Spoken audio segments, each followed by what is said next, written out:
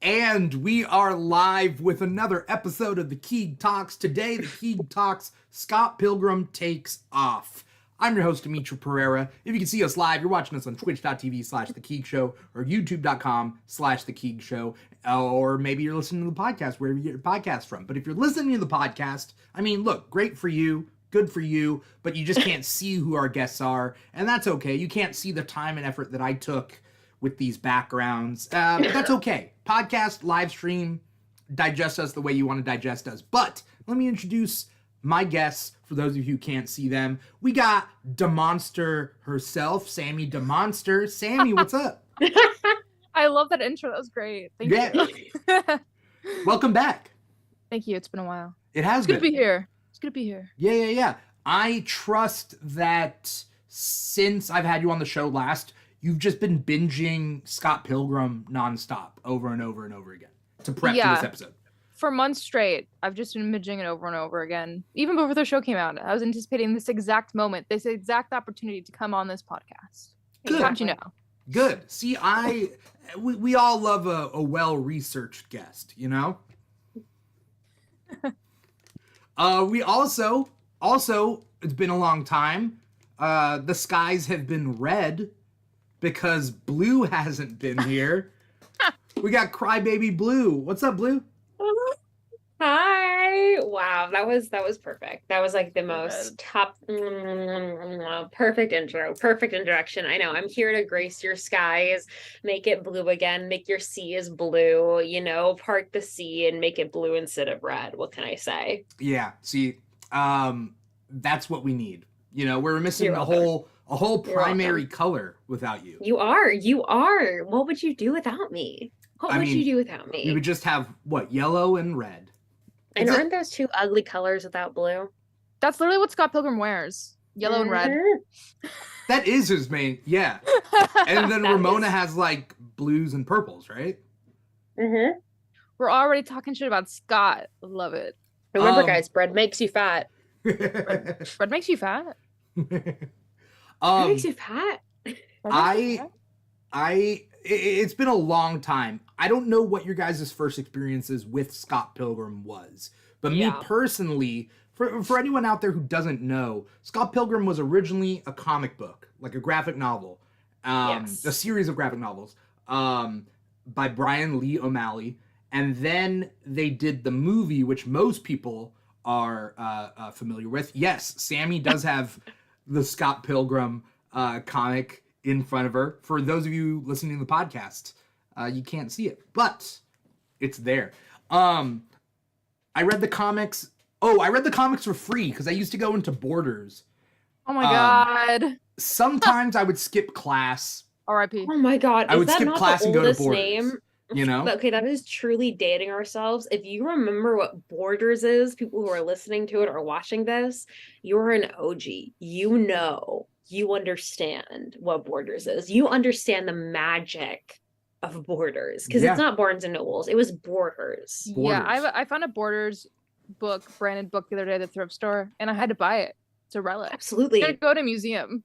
Yeah. Absolutely. Are you kidding me? I would have bought that if I found one. Yeah, oh my god. But the old Borders is like currently a wine cellar at the town that I live in. It's a wine cellar now, and I'm like, that's boring. I'd rather be a Borders. Yeah. I would rather it be a wine cellar turned into a Borders because that'd be aesthetically very a wine cellar and a Borders. Or a combo. Like a combo. If they can have combination Pizza Hut Taco Bell. Exactly. They can have a combo Borders winery wine cellar.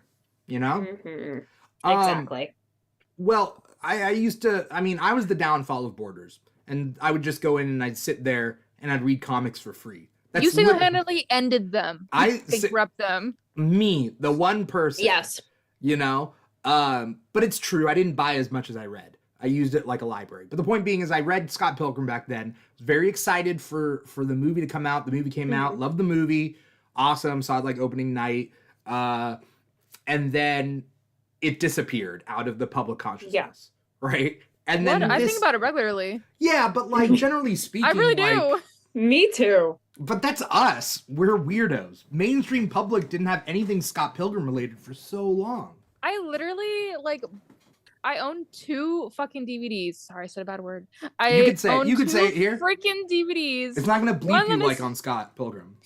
Oh my god. Okay, that was hilarious. I own 2 DVDs. One of them is Scott Pilgrim versus the World because, and it's not even good quality, because I wanted to listen to commentary from the cast. There's like different groups of them that do commentary.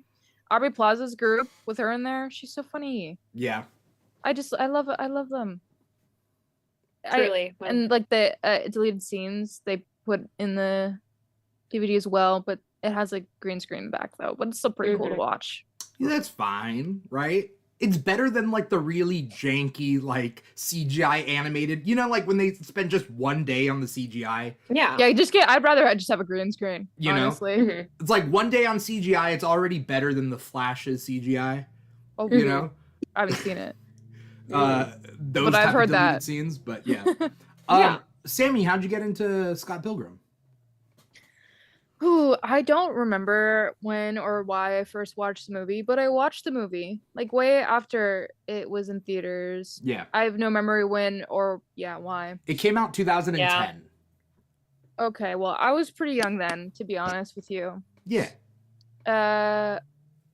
Yeah, I was not even in Mhm. high school yet. I think I watched it around high school. I loved the vibe, the directing, like the vibes. And I just really, Ramona Flowers, dream girl, how am I not supposed to fall in love with her? Manic Pixie Dream Girl forever. Yeah, I Yeah. could be her Manic Pixie Dream Girl. We could be each other's, And I really liked it. And only recently, actually, I read the comics. Like a couple Mhm. years ago, maybe, I was at a Comic-Con, and there's like a bunch of those booths that have half off used or like slightly damaged comics. So this big volume 1, this is one of 3 for the series. I got half off. So instead of 30, it was 15. And then that was, the first time I read Scott Pilgrim was this one. Yeah. Mm-hmm. And I had the DVD. I really liked it. I cosplayed Scott a few times with this girl I was seeing at the time when I was a teenager. Yeah, I was seeing this girl who like looked like Ramona Flowers. She looked like Ramona Flowers. She changed her hair. I don't know if we cosplayed together, but she cosplayed Ramona a lot. And then at some point I cosplayed Scott. And the first song I ever learned on bass was Garbage Truck. It's a really easy song. That's how stupid Scott is. It's like the easiest song in the world. Yeah. At first I was like, wow, Scott Pilgrim is so relatable. I'm also not good with girls, but now I realize that he's the villain. So I was so wrong. I was so young. I didn't realize until later, like he's a dick. Oh, he's definitely a dick. Yeah. Oh, absolutely. I didn't realize we'll at the get time. into the nuances of Scott The Pilgrim series. and how he's portrayed in the books versus the movie versus this TV show, right? Because Scott is interesting because much like any male-centric fiction, male fans will attach themselves in the wrong way to the wrong people and be like, yeah, I'm Anakin Skywalker. And it's like, I don't know if you're supposed to be Anakin Skywalker. Anakin Skywalker mass murders people, but Right. yeah, it's so relatable. No. It was that was him as Darth Vader. Anakin Skywalker is a good guy, but Darth Vader is the bad guy. He's literally a fascist. We've I all know. seen that scene where they're having a little I'm picnic. Anakin Skywalker. You're Blue's Anakin Skywalker? You're Anakin Skywalker? I'm Anakin Skywalker. Oh. So Blue. I'm Kylo Ren. I decided. Okay. Okay. Yeah, I play a character at a theme park. I can't say what, but it's similar enough to Kylo Ren where I actually, when I'm on set, I'm like, I'm Kylo Ren right now. I'm channeling my inner Kylo Ren, like straight up. All right. I can't say what I am. And that's why we love you. I That's why we played love you. Kylo Ren for a birthday party once because I used to That work is for a amazing. company. I want to play Kylo Ren really badly, but I'm too short. It doesn't matter when they're all kids. Yeah, but That I is want to play true. to Disneyland. I want to be, I want people to call me daddy. They do in my current role right now. Gives me life.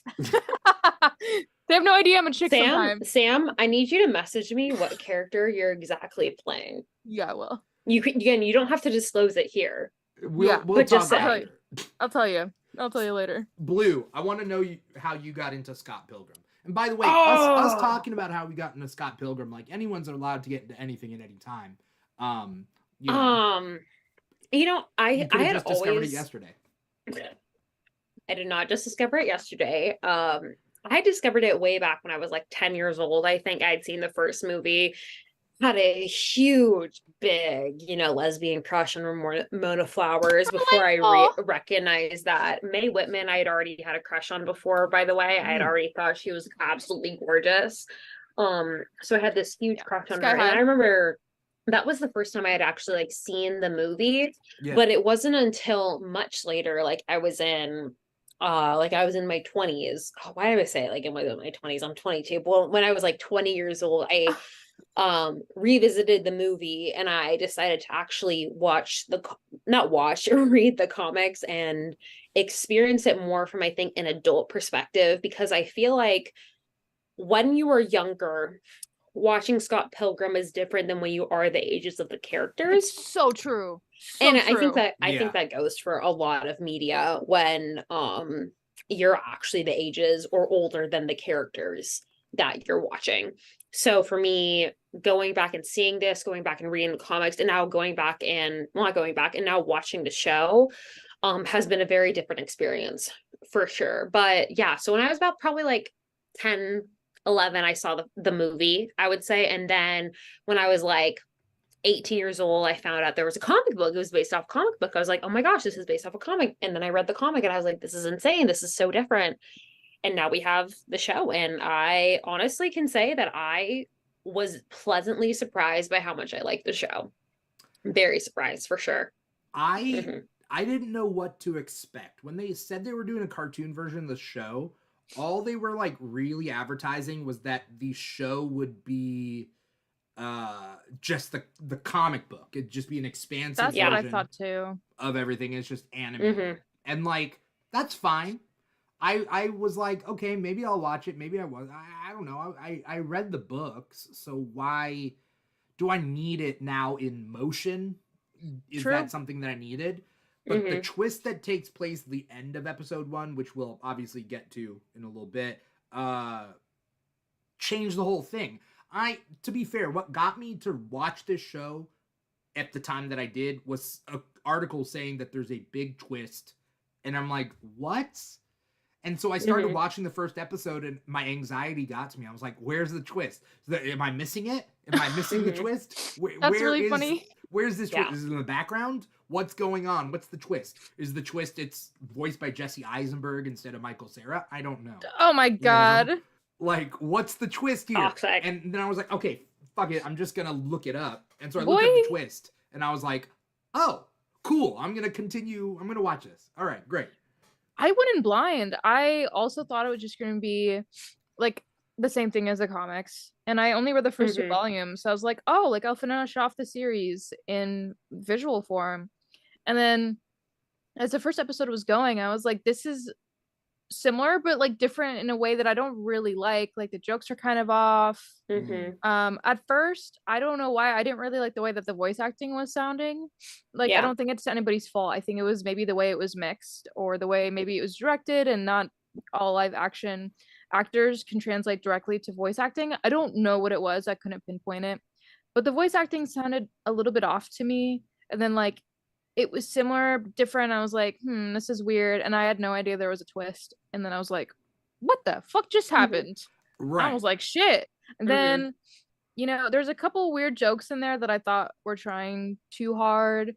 And then I got over the voice acting mixing really quickly. And I was like, oh, this is fantastic. This is such a cool, like, I describe it to people as like a parallel universe. Right.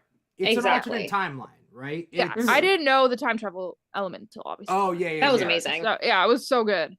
I liked the show a lot. Like at first, a little bit bumpy, but then I understood it's just something else. And then I was like, this is amazing. This is more content. This is new content. This is better. Exactly. What about you, Dimithri?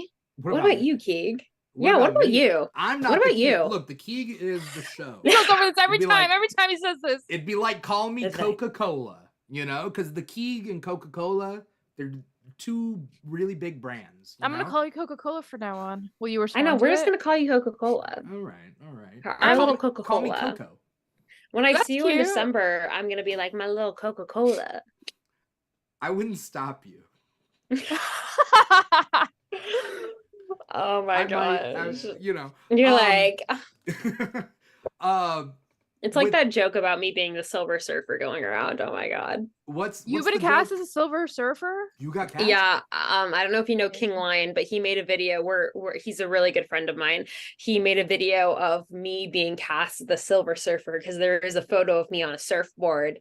And he's like, "Yeah, guys, look, it's a photo of the Silver Surfer." Because for those of you that don't know, supposedly, quote unquote, the Silver Surfer is gonna be a woman. Again, we don't know. I hope There so. are so many rumors going out. There's like, so many rumors about the MCU Fantastic rumors Four are crazy. movie. Yeah, and so They're he said, all- "Oh, guys," yeah. so he made a joke being like, "Oh my god, guys, look, it's a BTS," and then he showed a picture of me from this, and I was like, "Yeah, guys, I'm the Silver Surfer now. You didn't know that, but I'm Silver Surfer." So that's how it feels. Yeah, All right. And I'm Kylo Ren. damn right you are. Wink. Fun fact, I can't wink. And I'm So Coca-Cola, so all right. damn right you're Coca-Cola. our little Coca-Cola. I'll get you a t-shirt. Thanks. With this twist, I love alternate timelines. I love seeing the I love divergence alternate of, timelines. Me too. Like I like to see that not only alternate timelines as like a fictional thing, but also like I like seeing how part of the joy I have in adaptations is that like there is a difference. Like the Walking Dead show versus the comic book. Like the first episode was essentially the first issue, like frame by frame. It was the exact same thing. And then it like slowly diverged. And then like Couple things like that swapped too. certain plot points, right? Instead of one person getting an arrow through the eye, another person got an arrow through the eye. Like Everybody would gets just, arrows like, through the eyes. Let's just get it to everybody. Everybody loses an eye in the Walking Yeah. You Dead. get an arrow through the eye. You get an You arrow get an arrow through the eye. Check That's under your literally how seat. it You get is. your arm ripped off. You look under the seat, arrow through the eye. Okay. But like that's what was cool about this one is like I was like, as my anxiety was getting to me, and I was like, okay, what's the difference? What's the difference? What's the difference here? What are they gonna do? And then he dies at the end of episode 1, right? Or Spoiler. you know, when you kidding. watch it, he dies, right? Scott Pilgrim Takes Off I was is confused. Yeah, Scott he literally takes Pilgrim's off to death, leaves, quote unquote. right? You know what? How'd you guys feel about that twist? Oh my god, I was so happy about it. Yeah, we don't want to see him in the show. I think it was one of those Call things where Ramona they Flowers did. versus the world.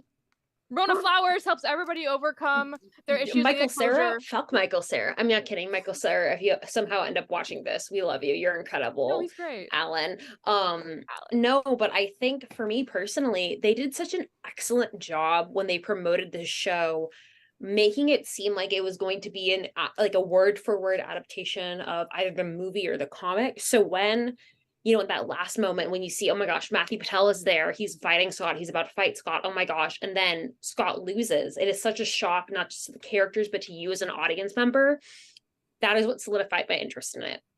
That made me be like, this, I want to go forward and I want to explore this new side of these characters.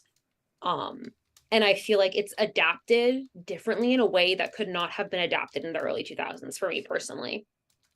Well, there is a thing there, but there are changes for this show specifically that people point out that like they feel that Brian Lee O'Malley grew as a writer and as a human being and didn't make the same choices in this show. Can see that. Decades Some of the later, weird right? stuff they kind of got rid of, you know? The problematic stuff, right? I got one example actually. In the comics, Knives and Kim kiss. Do you guys remember that scene? Yes, they end up getting together. No, they just kiss in like one scene, I think, right? No, I think they end up being girlfriends at the end of it. I could be completely wrong. But I honestly, they I didn't read the last volume. I think they end up being girlfriends. I read the last memory. It's been a while since I've read it, but that is, I'm gonna look into it. But do you feel like, Sammy, you're saying like the kiss didn't happen because it would have been gratuitous? Well, I think the point of the kiss was for them to be like, "Are we queer?" Yeah. But why would it be appropriate for like a 23-year-old to kiss a 17-year-old in any context? Scott isn't kissing Knives. Scott shouldn't even be talking to Knives.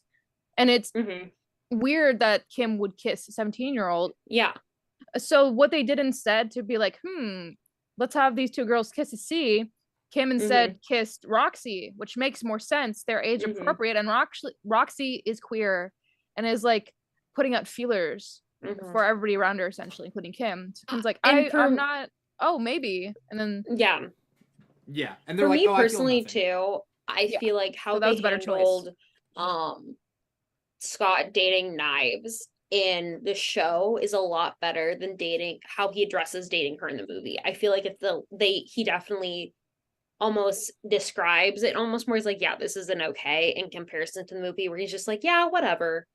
Yeah, he's like making excuses. He's like, it's not really dating. We just hold hands. Well, you're still like stringing along this high schooler, and there's And he definitely Well, I think in the movies he kind of tries to excuse himself even when he acknowledges like, yeah, I shouldn't have been dating Knives. He still tries to almost excuse his behavior and still tries to avoid talking to Knives. Even towards like the last little bit of the movie, he still tries to like push it aside.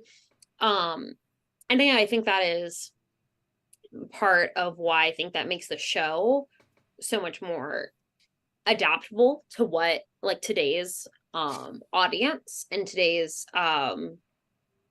almost lens of how we view media, especially. And I think, as you were saying earlier, Sam, talking about Roxy, she's a great example of the queer experience, I feel like, because in the original movie and in the comic, she was Ramona's experimental phase, but it's like that experimental phase doesn't always translate to other women. Calling another girl an experiment for yourself is actually extremely detrimental to who they are as a queer woman. Really and I think us being able to see that negative impact on Roxy is very important. And then not only that, but Ramona's negative influence on her other exes. And I think that shows it's like some people aren't evil. It's like some people have these bad experiences. And I definitely don't think like all of them had as bad experiences as the others, for sure. But you look at it and it's like, you know what, Ramona was part of the problem. I do think towards the end she became part of the solution. She did. But it's one of those things where you acknowledge that she herself needed to grow as a person to pursue a relationship. Absolutely. Especially, pursue a relationship with Scott Dan. This entire show, I think personally, was part of Ramona's growth. Absolutely. 100%. I mean, he wasn't even in the bulk of it. I mean, in the movie, she never acknowledged her past in a way that was like, why did all these relationships end? And at first you were like, well, it's a league of evil exes, they're evil, so they must be the bad people. But as we explore it more through the comic book and even through like different points in the movie and especially in the TV show, we realize that a lot of it is just being young and not knowing, and her like lacking emotional immaturity. And instead of just being like, that's me, that's just who I am, she actually tries to figure it out in this TV show. It's her journey, and she helps the other characters like get closure as well. And I like how in the time travel episode when they're facing their older selves, she's like, I choose you, which is herself. Yeah. So I think this is definitely like her journey. And she is a dick in the comics. So I think this is probably my favorite version of Ramona. In my opinion, I think she's kind of a dick in the comics. She's neutral in the movie, and here I actually really like her because she's attempting to do good and grow. I mean, even in the comics, she like cheats on Scott multiple times with Roxy, and it's like, it doesn't count. Like, girl, it does. That's not fair to anybody. I think even in the show we gloss over some of the jokes of like in the movie, she's like, it's just a phase. It was just a phase. And she doesn't really say that in this animated show. It's more like, this relationship didn't work out because I got scared, and it didn't seem like, in my opinion, that it had anything to do with gender. When they were talking about Roxy and their relationship in the animated show, gender was not included. It was just them as people. And I think that this is like a way better take, I think, for the queer and bisexual community. I mean, I can't speak for the bisexual community. I'm the L and LGBTQ, but my partner is bisexual. So I would hope that she would find this better representation. I think it is, at least. Absolutely. As a person who is bi, I feel like this is a lot better representation instead of it's a phase. Yeah, so harmful. It's extremely harmful to say like, oh, Roxy was a phase in the movie and then in the comic too, especially when Roxy, I feel like, is used a lot more in the comic as a sort of, what's the word I'm looking for? Sort of like a roadblock in Scott and Ramona's relationship. Yeah, she's And just that's her an entire object. purpose, Yeah. instead of being an actual character. And for me personally, I feel like her and all the other evil exes get a lot more fleshed out as people. Absolutely. And are a great reminder that, you know, sometimes the person that you think is a villain can also not be the villain. Yeah. And I think there was a beauty to that. Yeah, as a manic pixie dream girl, Yes. I Talk about feel- your As a people. manic pixie, yeah, tell me about you are a manic pixie dream girl, aren't Yeah. you not, Dimithri? Are you not a manic pixie dream girl? You know, I mean, all jokes aside, no, definitely not. But personally, I think you are a manic pixie I'm dream not girl. mysterious enough. I talk way You too are. much. You are mysterious That's so enough. relatable. You know, I Oh, talk no, way that's too true. much to be mysterious. I That's was how one of the that's most my mysterious in problem eighth in grade. life. Is Most like people think that I'm a manic pixie dream. Like most, Mhm. I'm sorry, I'm gonna be honest. Most men think when they meet me, I'm gonna be their manic pixie dream girl until I open my mouth. Oh my god. Until I open my mouth, talk and then way what too comes much. out is this word vomit of comic books, politics, You like comic books? movies, I love and comic gothic books. literatures. Oh And like, wait, shut listen, up! I love gothic literature. Wait a minute. and here's we the gotta thing. talk Here's the about thing. that. They think that the comic books is cute until I start going on a rant about Marvel retconning Scarlet Witch and Pietro's heritage. Like until I start going, like they're like, oh my god, she likes comic books. That's so hot. Until I start going off about the Axis comic book series. They think it's cute until I start losing it over, you know, how Wiccan and Hulkling have been treated. You So, know? I'm gonna If use it's that. not the mainstream dude bro characters, they're not interested. Yeah, exactly. It's funny how our real world relationships and experiences are also, you know, satirized in a way in Scott Pilgrim. Like the idea that like you like comics to a lot of guys is like awesome. She can appreciate what I appreciate as long as Blue's out. Blue's like, no, I'm done. Did it just die? The camera, yeah, but Blue's like, no, Fuck I'm not this. part of this conversation Hold on. If you're hold on. Coca-Cola, it I'm gonna start calling Blue red. It just connected to my phone. Okay, there we go. Okay. It connected to my phone for a second It instead. happens. Continue. What was I saying? Oh, that it's cool that you like comic books, but that you have to fill the role that they need to be filled, right? Exactly. Like, that's kind of the thing about misogyny, racism, sexism, all that stuff is like it's not necessarily an utter like I want to kill everyone.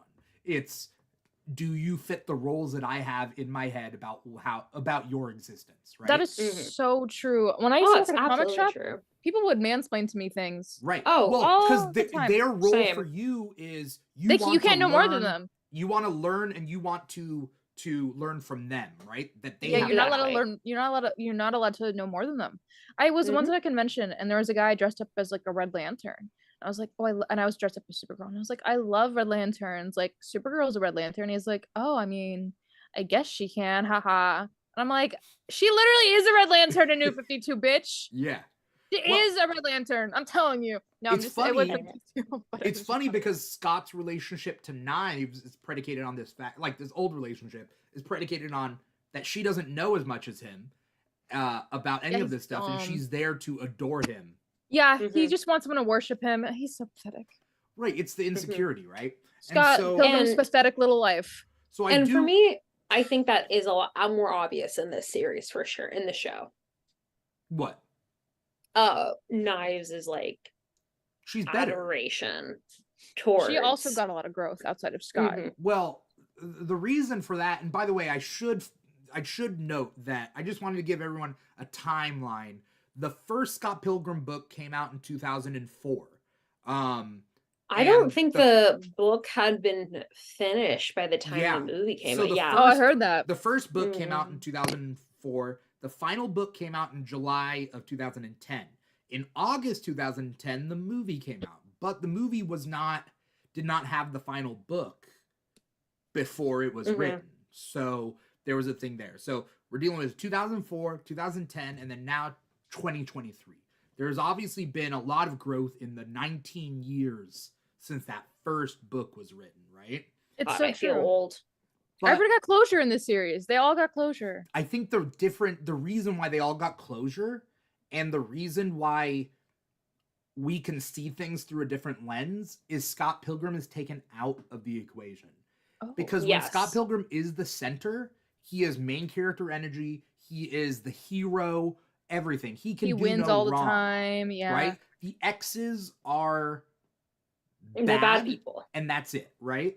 Yeah. But that's only because the X's have to be bad when Scott is the main character, because we can't, it would be, if Scott's the main character and we blame Ramona for the X's, it almost becomes a victim blaming thing through that lens. But when you take Scott out, we can actually have Ramona be the main character and explore her own culpability in how she treats relationships.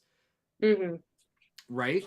And that's not to say like there are never negative aspects towards their relationships. Like the twins, I find it very little to sympathize with because again, they were TAs and they were this like, oh, here's this freshman girl and we're gonna like flirt with her and we're gonna like manipulate her, and then oh no, she manipulated us back. What? The twins were definitely like the least sympathetic of characters. Again, I'm sure maybe if they tried, because they were actually players, flesh them out. But the twins were like an example of for sure two characters that like, yes, we fleshed out their relationship with Ramona better, but you could see who they are. And I feel like for me personally, making it that not every single ex was sympathetical helped almost. Yeah. Honestly, you know, it's like because some people just kind of suck. Gideon, and I think Gideon was just kind of awful, you know. He's terrible, and no matter what. You know, but you know, Julie, side. We do. You know, him and Julie, I root for you guys. Find a girl who makes you worse. She doesn't want to make him better. She wants to make him worse. Does she want to make him worse, or does she just want to make him adhere to what she wants? No, she wants to make him worse. She wants to make him worse. They're both the supervillains. Again, she hates Scott. She would have been, again, her own words, like if she had thought about how to kill Scott, she would have. You know, they're both awesome. They're both awesome and evil, and they deserve each other. You know, they deserve each other. Aubrey Plaza's character. I love Aubrey Plaza. Yeah, they are equally evil, and I hope that they live a happily evil little after. You know, I mean, you know. She liked the drive and ambition of when he was evil. I'm like, good for you, girl. What's Julie's backstory? She dated Steven Stills. Listen, sometimes let girls be evil. She doesn't give a backstory. Let girls be evil. No, sometimes women can just be evil. You know what? Backstory is Aubrey Plaza almost married Michael Cera, and that wasn't acting. None of it was acting. Is that old MySpace picture where like the girls like there's like rando girls taking a picture with Michael Cera and Aubrey Plaza? That was during their relationship. Yeah, but they almost like got married in Vegas apparently, and they broke up. And so during the movie, like she just, it's not acting. Every time she's mean to Scott, it's not acting. And there's like a red carpet interview where like she's talking to a microphone, and Michael Cera like grabs it, and she's like starts yelling at him, and she's like, "I hope you're happy with yourself. I hope you're happy with yourself," and like storms off the camera. She hates him, and I love it. Do you guys have exes? In an alternate universe, Michael Cera and Aubrey Plaza got married. I hope you guys think about that. Why would you say that? I hope everybody thinks about that. In an alternate universe. They probably got divorced really quickly. It was like a Vegas thing, you know? I love you in every universe, Aubrey Plaza. I love her so much. I love her so much too. She deserved to be with Kristen Stewart in Happiest Season. I'm so sorry, that was not relevant. Continue. I was just gonna say, do you guys have exes that you would continuously work with, but still talk shit on them? No. In a Aubrey Plaza, Michael Cera sort of way? I only have one ex that I actually don't like. Okay. The other ones I'm neutral about. I'd be like, yeah, I hate we were stupid and young. all of my exes. And if you somehow are hearing this podcast, I still don't like you. I don't expect you to like me either, but I don't like you, and you know what you did.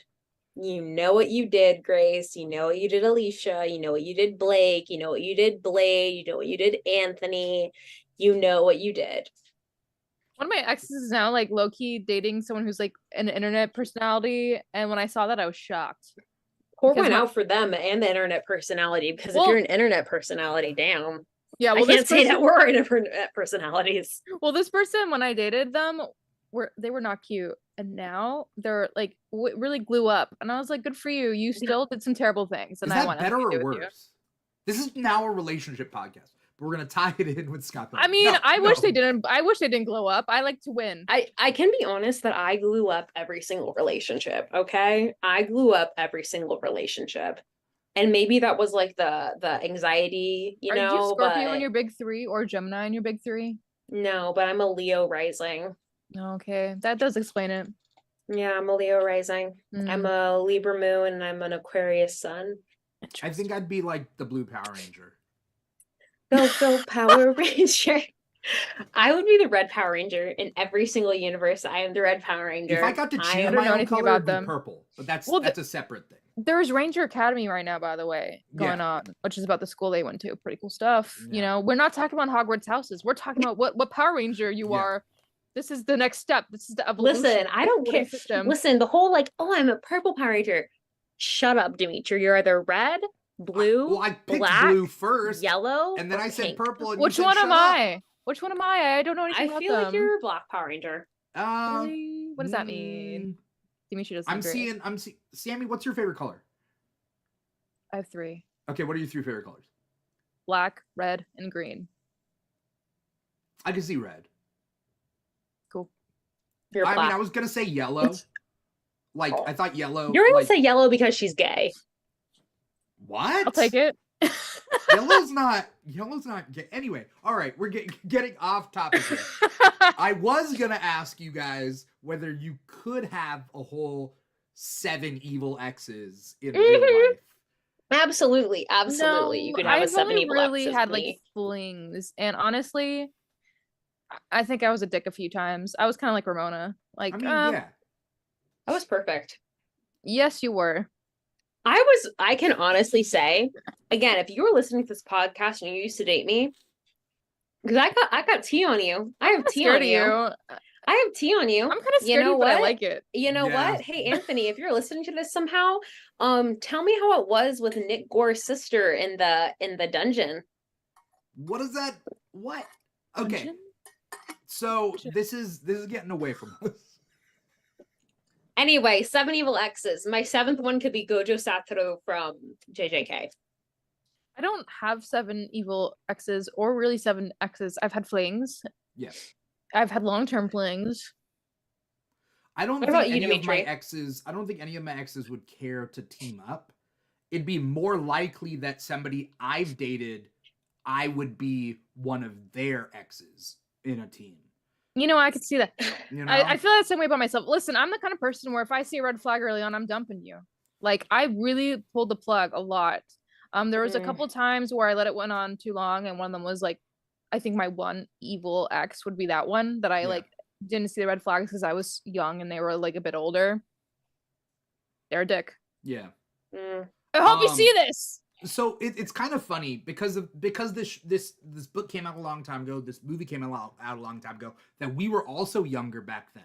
The way we viewed these properties back then also kind of mirrored what? I was 3 years old when the first Scott Pilgrim came out. 2004, I was 3 years old. How old are you? You're 22? Yeah. Then I was 5 years old. Nobody likes you when you're 22. I know it's 23, but anyway. What are you, Dimitri? Like 35? I'm kidding. Anyway, I'm gonna go back in time and stop myself from ever inviting you on the show. You know, circling back to Scott Pilgrim, we did perceive it differently when we were younger. You know, I was like, this is a fun show. Right. Scott's so funny. Like, he's also bad with girls. Haha. Now, now I know he's the villain. But reading these, I read this comic when I was like 23, 24, which is how old they are in the series about. I know like Ramona's 25. You were 23, 24 back in 2004. Got it. No, when I read this, I read this a couple years ago. Yeah, no, Sam's actually 40. I'd look really good for my age. You look great for 40. You look great for I your know. age. Look, drop the skincare routine after You know this. what? I'm convinced I'm not going to age. My parents look great. Okay, so I will look this way when I'm 40. Hope you know that. I think so too. I may have had like a bad diet today, but it's fine. I'm not going to age. Yeah. We're getting way too much lore. Anyway, reading this comic at their age was really great because I feel like this weird like early 20s, mid 20s, after college age is not represented in media a lot. You get a lot of teenage media, Riverdale, Buffy, Smallville. These are just random things in my head. I don't know. Right. You get a lot of teenage media that, they put relatable storylines in the situations of teenagers, which is not realistic, and then also like makes it less relatable. They're trying to put all these like big storylines onto a teenager, but it's a fucking teenager. Yeah. And then we have like older stories where it's like, okay, these are like about parents fighting for their children, look at like Pedro Pascal, who literally like is a father. And I feel like those are the two ages you see a lot. And I feel like, or even just like a put together or not put together 30-year-old, like look at all of the sitcoms like Friends, How I Met Your Mother. They're in their late 20s and like early 30s. Yeah. So where are these ages of you just graduated college, or you never went to college, you're in your early to mid 20s and you're just like figuring it out and you're just working a minimum wage job and having fun, and that's like enough. Yeah.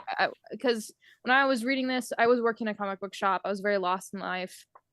I wasn't making money, and to just see these people like being my age and just also working minimum wage jobs, and their one thing was to just like be themselves, was really nice. And they were just like navigating the dating world. They're trying to work on their bands. A lot of these people were dumbasses, because when I'm 23, 24, 25, I know a lot of dumbasses my age, and that was the most realistic part. We all know a Scott Pilgrim. We all know one. I dated Scott Pilgrim. Oh my god, I'm sorry. Thank you. I was probably a Scott Pilgrim. I would say like but you graduated, just bumming it, like there are lost years of my life where it's just what was I doing? I was just refusing to grow up, right? And that's like Scott Pilgrim. And so it was relatable back when I was reading it, and now I'm like, oh, come on, man. But then also he's 22, and I feel like our parents' generation, the one, right above us, it's like they're getting married at 22, and I'm like, right, what? it's not like that anymore. That's the thing. Like, people don't realize there's this big gap in time. Like, what if you're not getting married? He's 23 in the comics, just saying. Okay, 23, but like he's not married. Nobody's married in this book, right? Yeah. Oh my god, imagine. Nobody has kids, right? Imagine that. These people should not be getting married in this comic. Right. But neither should us. My friend group at least, Yeah, exactly. Right. Nobody should be jumping the gun here, And I like this because it shows 23-year-olds literally just being kids, which is what I feel like we are. Yeah. I'm a little bit older now, and there's more stress on me. Right. But in 2 years, I still feel like a kid. I'm 25. I don't feel that much different. Does Scott Pilgrim have a job? No, he doesn't. No, I don't think he ever does. Can I just say, one of my favorite scenes in the entire show is when Ramona goes, oh, so like a sugar baby. And Scott goes, a sugar what now? One of the best lines in the entire series. Wait, what? One of the best lines. What happens? Ramona, because he tells him, yeah, no, I live with Wallace. Wallace pays for everything. And then Ramona goes, oh, so like a sugar baby situation or sugar daddy situation. Then he goes, a sugar what now? And then the same thing repeats when he is older too, or when he travels forward in time and he's like, a sugar what now? Yeah, he literally has never had a career, even in the future. I don't know if he's been working. Yeah, supposedly he became a musician, quote unquote, but again, he just lives with Wallace, who has a sugar daddy. My favorite theory that I saw on Tumblr is that how Wallace affords his lifestyle is that he has sugar daddies. Yeah. And so then it's trickle down sugar daddy economics. So it's sugar down economics. But he has a sugar daddy, and then Wallace is the sugar daddy for Scott. Does Wallace's future Nintendo working husband or whatever? Yes. Is that the guy he meets at the end of this series? Yeah, I think so. Yeah, I think my favorite part at the end, he's like, "Sparks are real." I feel that. I feel it on a fundamental level as somebody who does not believe in a lot of romance. That will probably end up happening to me someday. I'll be like, "Is your Venus in Scorpio? Sparks are real." Is your Venus in Scorpio? I don't know. Yeah, look that up for me. You loser! You listen to astrology? Let's do it. I listen to it. Yeah, they speak to me, the planets. I hear them. Planets talk to you. Yeah. I Please. hope Talk to me right now. They're telling me to do anybody- things. This is right there. What was I gonna say? There's a lot of genuinely funny stuff in this show. Oh Like, yeah, it's absolutely. not just plot.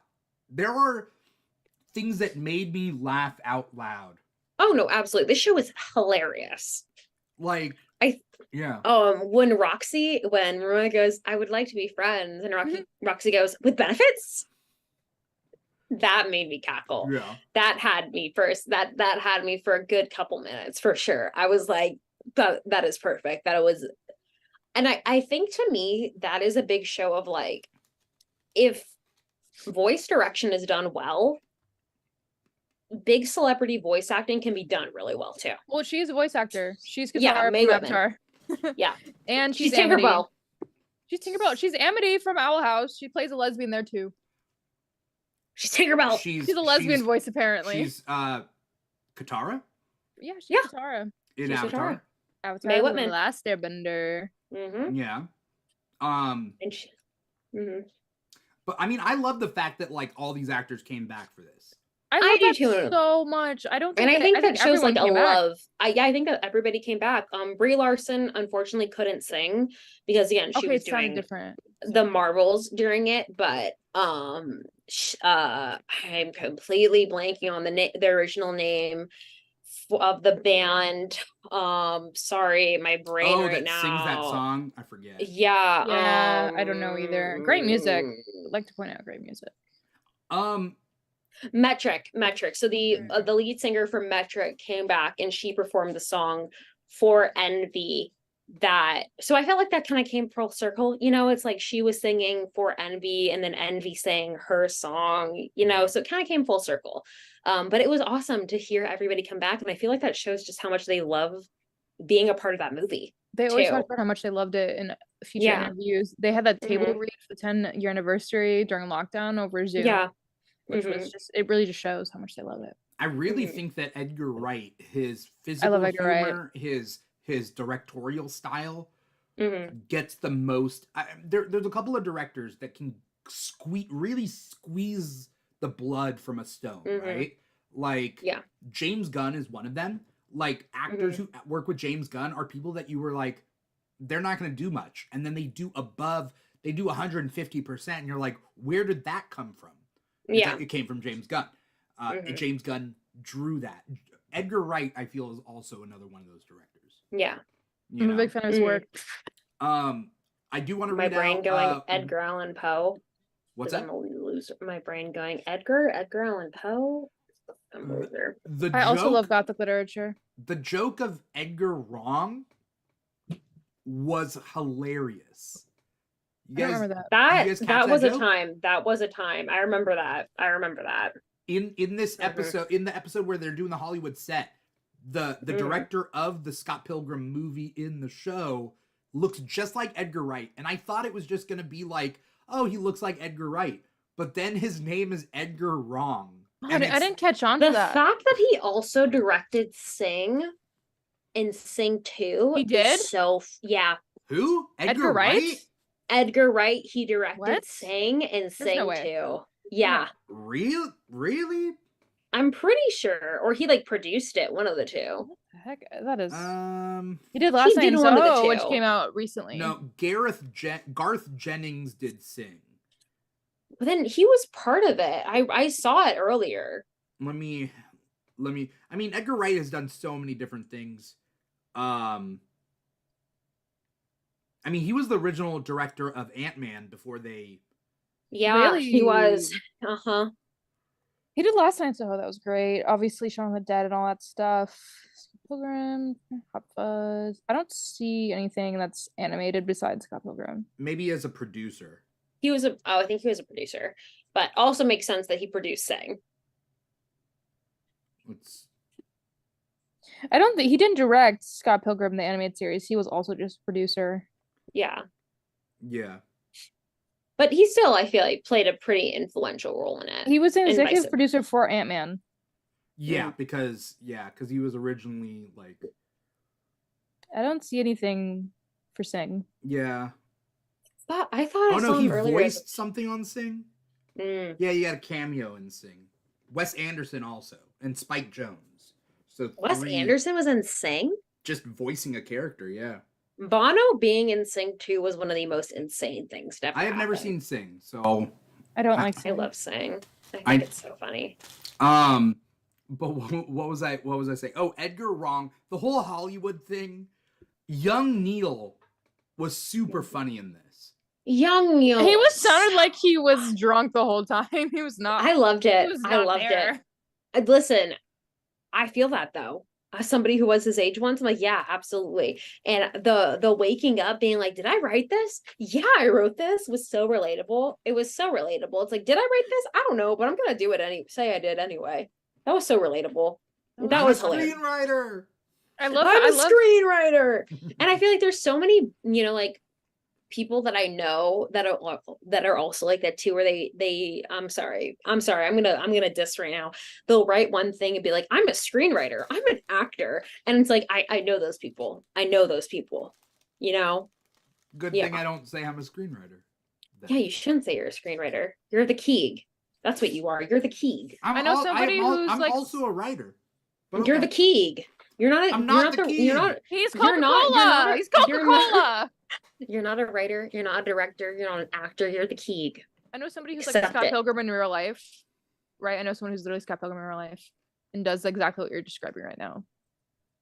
What? I feel like though. Yeah. His bio is like all these things that I have never once seen him do. Oh. Wait, Yeah. are we dissing me?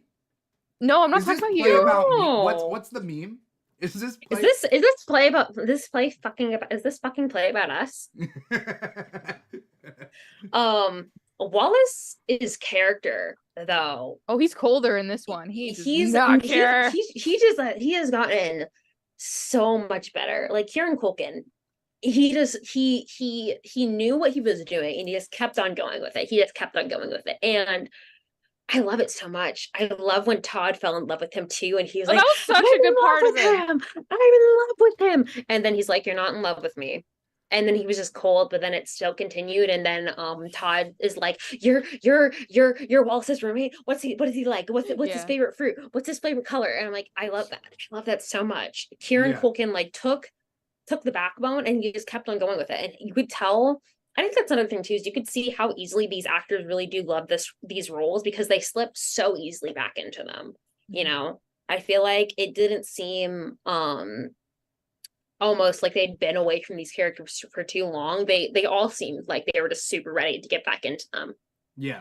For sure. Let's talk about these characters, but before we do, well, to tie us in with it, Captain Comics Rex asked us on Instagram, which of the evil X's are your problematic fave?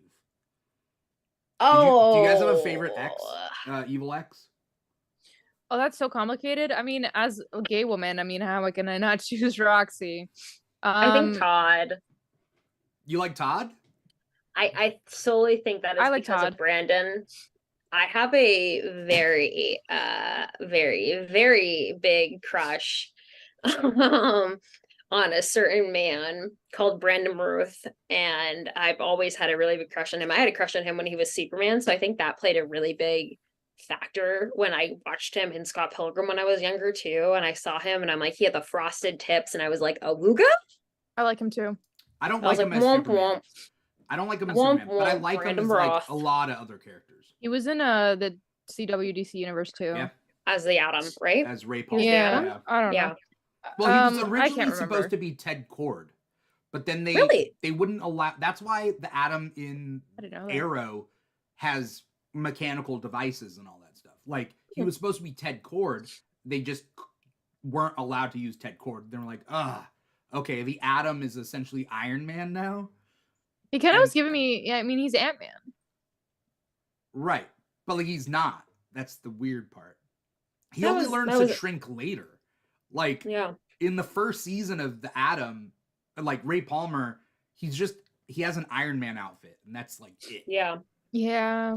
I saw him So in Legends weird. of Tomorrow. What a I remember love Legends of Legends Tomorrow. of What Tomorrow, by the time? way. Legends of Tomorrow just like ran with the CW nonsense, kind of was like so- Riverdale. it was towards like the end of the Riverdale. series, they just ran with the nonsense towards the end. I'll give you 2 guesses why I watched that show. the Gay pianist. people. Yeah, the 2 gay girls. I mean, Gay people. a lot of people were queer of some sort, right? Constantine. Constantine is bisexual, and I Yeah. liked it when it came on that show. I really did. Yeah. Mhm. Yeah. I don't know if I have a favorite evil ex. I also like Todd. I like Lucas Lee. like especially in Lucas this one. Lee. I like Yes, I do like Lucas Lucas Lee. I like him better in this one too. I love his friendship with Gideon. I hate With- Gideon. With Goose. With I hate Goose. Gideon. He's a creeper. Listen, hate Gideon? Gideon him is a and Julie creeper. belong together. No, What's they that? do. I agree with that. Him and Julie belong together. It's Like like he can't take it's- advantage of her. He has no power. yeah, over her. exactly. It is that thing where it's like, I can make him better. No, I can make him worse. Good for you, girl. Do you relate to Good for her? you. Do you relate to Julie? No. Are you a Julia? No. No. What are you talking I about? don't believe you. Uh-oh. What are you talking about? I have no idea what you're talking about. I definitely am not also a barista, and when a person comes up to me being like, I ordered this to be ice, and I tell them, here, just put some ice cubes in it. Definitely don't do that. What are you talking about? Here's some ice cubes on the house. No problem. Here's some ice on the house. Here. Oh, I ordered a large instead of a medium. I definitely don't just take their ice drink and just add more hot water, add ice to it to make it a larger. For legal What are you sake, talking by the about? way, for legal sake, my anyone God. watching the live This is stream, this is all a joke. listening to the completely made up. podcast is all satirical, and any similarities that this has to real life is purely It's all a coincidental. joke. It's pure coincidental. It's that. What's that disclaimer? It's that disclaimer, that's in movies. Yeah. You know. You don't know. You don't know. This isn't real at all. You know. You can't prove anything. Right. Who the heck's You my know? favorite evil ex? I just really can't decide. I like. Okay, so we could take it. I want to Ex look by like Todd. ex. I want his outfits and his hair. What's that? Yeah. I want to be Todd. I like his outfits and his hair. I also play bass. I also That's so gay. want to be a power couple. So I relate to him a bit. Like I want to be him a Yeah. little bit. It gives me gender envy. I mean, he's a dick. Don't get me wrong. Yeah. I don't want Gender that part. envy, but then there's envy. Yeah.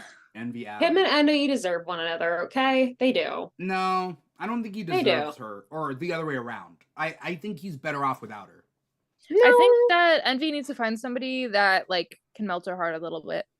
No, I think Envy she's needs to be perfect the way alone for she a little bit. is. Oh, she's so perfect. She's so perfect mean. the way she is. What are you talking about? Are we taking real life sensibilities, or You taking could make fictional her sensibilities? eviler. Perfect. You know what? I can fix her.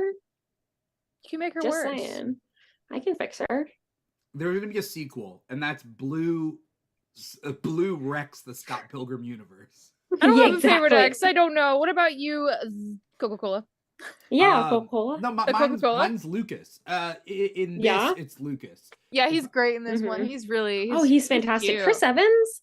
I love Yeah. him He in here. did good. I want to see him in more voice acting roles. Yeah, he's really good with his voice. Even in the live very action, he good. was really He's good with his very voice. good. My mom, by the way, sorry, just a side note, because God, I she was good. hosted a little Thanksgiving thing at my house on Saturday, and then I have a bunch of movie posters all around my place, and so my mom got out of her chair to come around, and she was face to face with my Avengers Endgame poster, and Chris Evans is right there as Captain America, and she was like, "Mwah," to him. And then she looked at Chris Pratt and she slapped the poster. Yeah, I would too. I would too. Brief segue.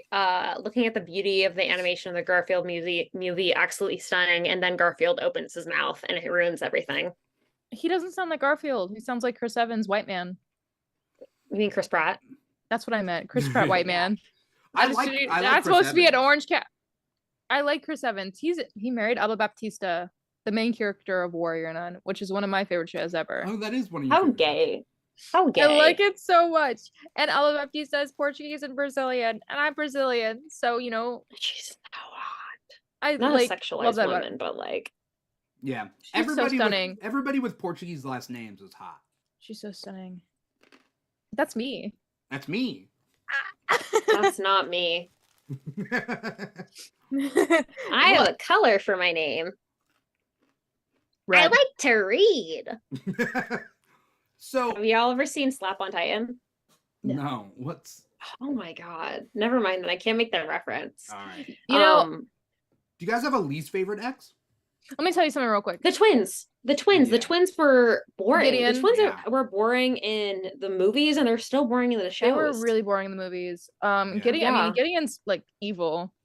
Yeah, but like from like that standpoint of like the evil, like yeah, he's definitely the worst out of all of them. He is like objectively the most evil out of He all is. of them.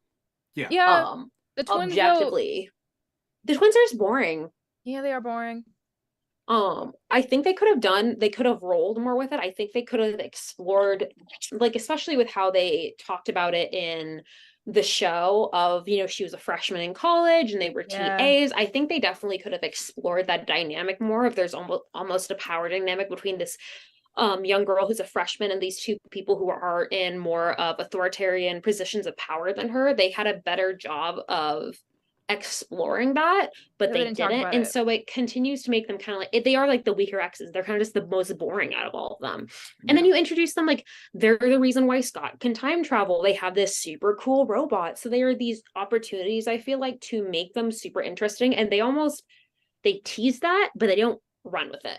It's almost like You the know? robot was the extension of the Yeah. twins as a Mhm, character. but yeah, exactly.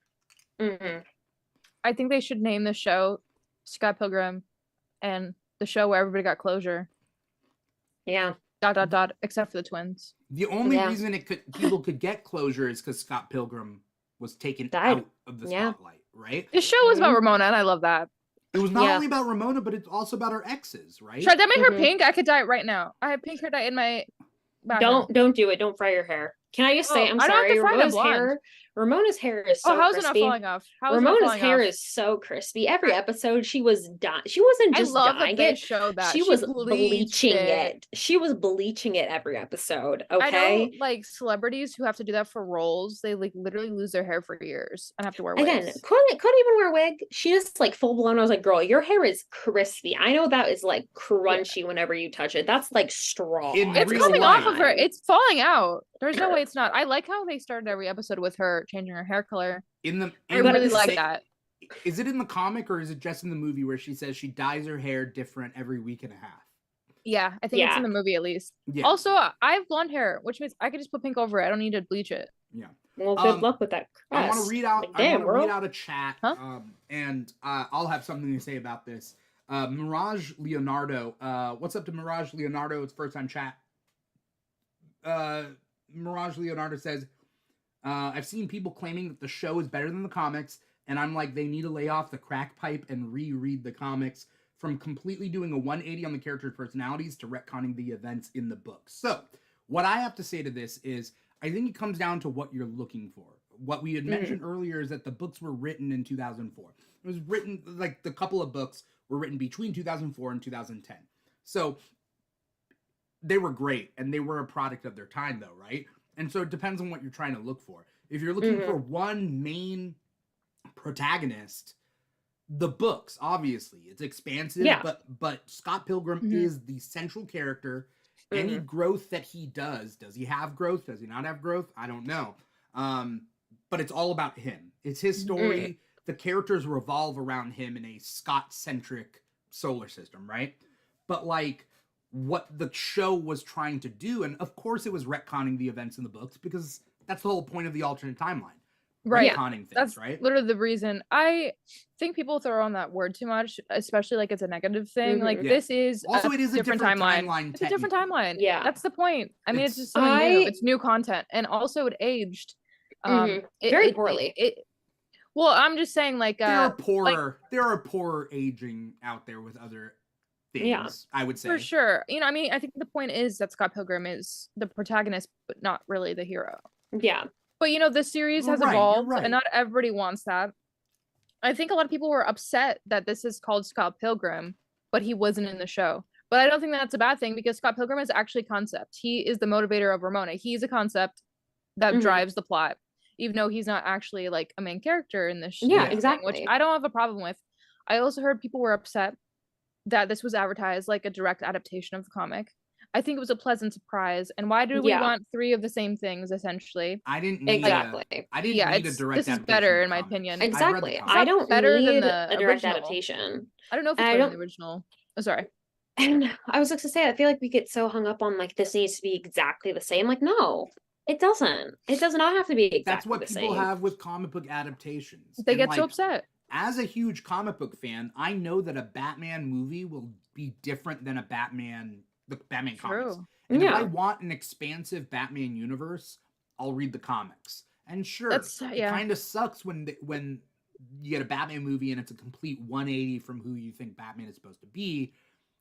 But it's like, it's an adaptation. Like, it is what it is. It's just different versions of it. I mean, the thing about being a comic Mhm. book fan is that anything can be chalked up to it's the multiverse. Exactly. And I don't view You have to think that way, right? And that's how I view it. And I don't view the show and the book and the movie as like competing. They're all connected. You know, this is a sequel. This is the closure. This is an alternate timeline. This is time travel. This is the sequel. I don't think it's one or the other. I think you need the original, either movie or comic series to, I think, understand and appreciate this show. Like, I don't think this is a standalone show. I don't think they're competing. They're connected. They're one thing. It's one fandom. It's like a series of movies, or it's a, you know, this is just the next season of the show. I would say, I would agree. I think it's something where it rounds everything out at the end. It really does help to form these characters fully. And like you said before, yeah, like Scott may not be in like every single episode, but he's still like a moving force of the entire plot. Ramona's entire drive is to figure out what happened to Scott, where Scott is. And in that, like, she, you know, works on herself, and the characters around her work on themselves. And I think there is a sort of beauty to that. You know, I think it adds this newer layer of growth to it that we hadn't seen before. And again, it's one of the few adaptations, or even like anything, that I actually like the use of time travel in it. It was good. Yeah. And to me, it answers the question. And to me, it answers the question of like, would Ramona and Scott end up together in like the far distant future? And personally, I don't think that they would end up together in the future. Like, what happened with Scott and Ramona in the future that we see, I fully believe that happens. Like, yeah, I don't believe that Scott would have been able to stick with Ramona because she hadn't had the growth that she needed, and he hadn't had the growth that he needed. It would not be a healthy relationship. And no. They were both refusing to grow, right? Yeah, they were not good in the original series. Ramona was more of like a dick in the comics than in the movie, and Scott's just, you know. Yeah. He's Scott. Right. Right. But I like that they explore the complicated nuances of being in a, like, you know, getting married, being in a relationship, loving somebody, but not having that work out, and separating it, and how they both like react to the situation, because he's like, it's over, and it's like, Ramona is like, it's her or nothing. And Ramona's like, I just need my space. You know, I'm trying to figure it out. And I think it's just really interesting how Scott became his own villain in a way, because he is so codependent. I think the only adaptation that actually has growth of characters is this one. Yeah, everybody else is pretty one-dimensional. Growth of character, then, you know. Yeah. It's this one, right? Even Knives, you know, she had a chance. She had so much more growth, even compared to the comics. 100%. Like, in the movie, she was there to worship Scott and to be obsessed with this idea of like being together, and to like, you know, be jealous of a woman who did nothing wrong. Here, Scott is gone. She has time to actually understand herself. And this is why it's hard to date young, because how can you date others if you don't know yourself? So she got to actually, in a sense, date herself, discover interests. You know, I liked her friendship with Stephen Stills, writing music together, you know? Yeah. I think that it was just cool to see her like other things. You know, she just discovered music as a teenager. Why leave the music in the hands of some shitty older guy? Like, you make the music. Right. You know, you discovered CDs and like cool bands. Now you bring the music here. And I think she mentioned she had a music background, right? No, I think she didn't. She literally, she picked it out like 3 hours ago, and then she was like, Didn't she play piano? Because there was a scene where they're like, how long have you been playing piano? Like, also 3 hours? And she's like, oh no, a little bit longer. Oh no, like they meant that like as in like she only spent like a little bit longer, but no, she'd never done like any previous music Oh. experience. Yeah. Like I think it's like she just continuously picks it up. Because in the It's movie, cool that she she's just a prodigy. mentions that like other kids know piano, but it's not special. Yeah. Like a rock band is something special, you know. Gotcha. Yeah, I love that she has her own like storyline here, independent of Scott. You know, she got to be a teenager and like go on this exploration of herself, not through dating, but through just herself. I feel like they handled too also her and Scott's relationship better. Like when Scott talks to her about like their breakup is a lot better. Well, yeah, he's in like, I this shouldn't have done version, that. They're not actually dating. She thinks they're dating because she hangs out with them. It's more of an idolatry. Idolatry? You know. I mean, Idolatry, idolization. Yeah. You know? But They're Scott, not but the point is like that actually Scott doesn't stop it. Scott No, Scott I is think- aware of how Knives feels, and he doesn't do anything to Right. intervene or to like he doesn't deter her. He continuously is like, yeah, no, I'm not gonna say anything. because he likes the attention. The attention. I think, I mean, I interpreted it personally like their relationship was the same in the show as the movie, as a comic. Like I fully was like, they're dating in this animated show. They're just not talking about it or showing it as much. I think the animated show, he's not interested in her. I mean, he never really was sexually, right? He never. Like, I mean, he's not in the live action either, to be honest. They hold hands. That's it. I hold hands with my straight friends. Doesn't mean anything. It's different. Dimitri's like, it doesn't make it okay. Like, he should not be leading on this teenager, but I don't think there's ever a sexual aspect. I'm not defending Scott Pilgrim, don't get me wrong, but like I view their relationship the same and equally problematic. Yeah. In the animated and live action. Right. So Mirage Leonardo, don't worry, I can see the chat here. You are writing a lot. It's hard to get through all of it, but I think something interesting that Mirage Leonardo writes is that the point of Knives' character is being a stereotypical Asian notice me senpai sort of character. Now, I personally think that's not lost in this adaptation, mostly because this adaptation doesn't stand alone. Being that it's an alternate timeline, a Days of Future Past, so to speak, right?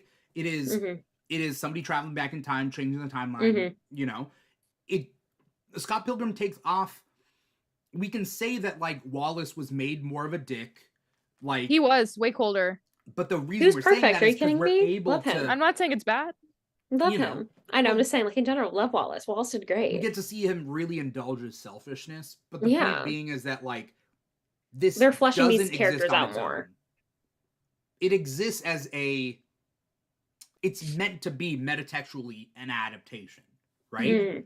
By virtue of being an alternate timeline, but also just kind of being its own thing. And so Knives' whole character of being the stereotypical Asian whatever, that was already explored. Yeah. So we're trying to say, or at least they're trying to say, in Scott Pilgrim Takes Off, who are these characters aside from what we've dealt with them in the past in two things, comics and the movie. This third time, understandable for people who wanted to see a straight adaptation of the comics. They didn't get that, and for that, I am sorry. I didn't have any. That would have been boring, though. In it. I mean, there are added plot lines though in the comics that didn't make the movie. Yeah, right? That's true. I'm not saying like one's worse than the other. I just know that, you know, when you expect something and you get something else, like if I'm taking a sip of water and it's Coca-Cola, yeah, and I'm like, what the fuck? I wasn't expecting that. Right. Sometimes you'd be like, well, this is great. I'm drinking Coca-Cola, but some people are like, no, I wanted water. And I'm not saying one's better than the other. I mean, I'm glad personally, like me, I'm the target audience for this. It's a new storyline within this universe. That's way cooler, in my opinion, than having the third version of the same story. Like, give it this new content. Right. I think a lot of these characters fall in the stereotypes that I'm not the person to speak of, but I know that like, Roxy is a stereotype.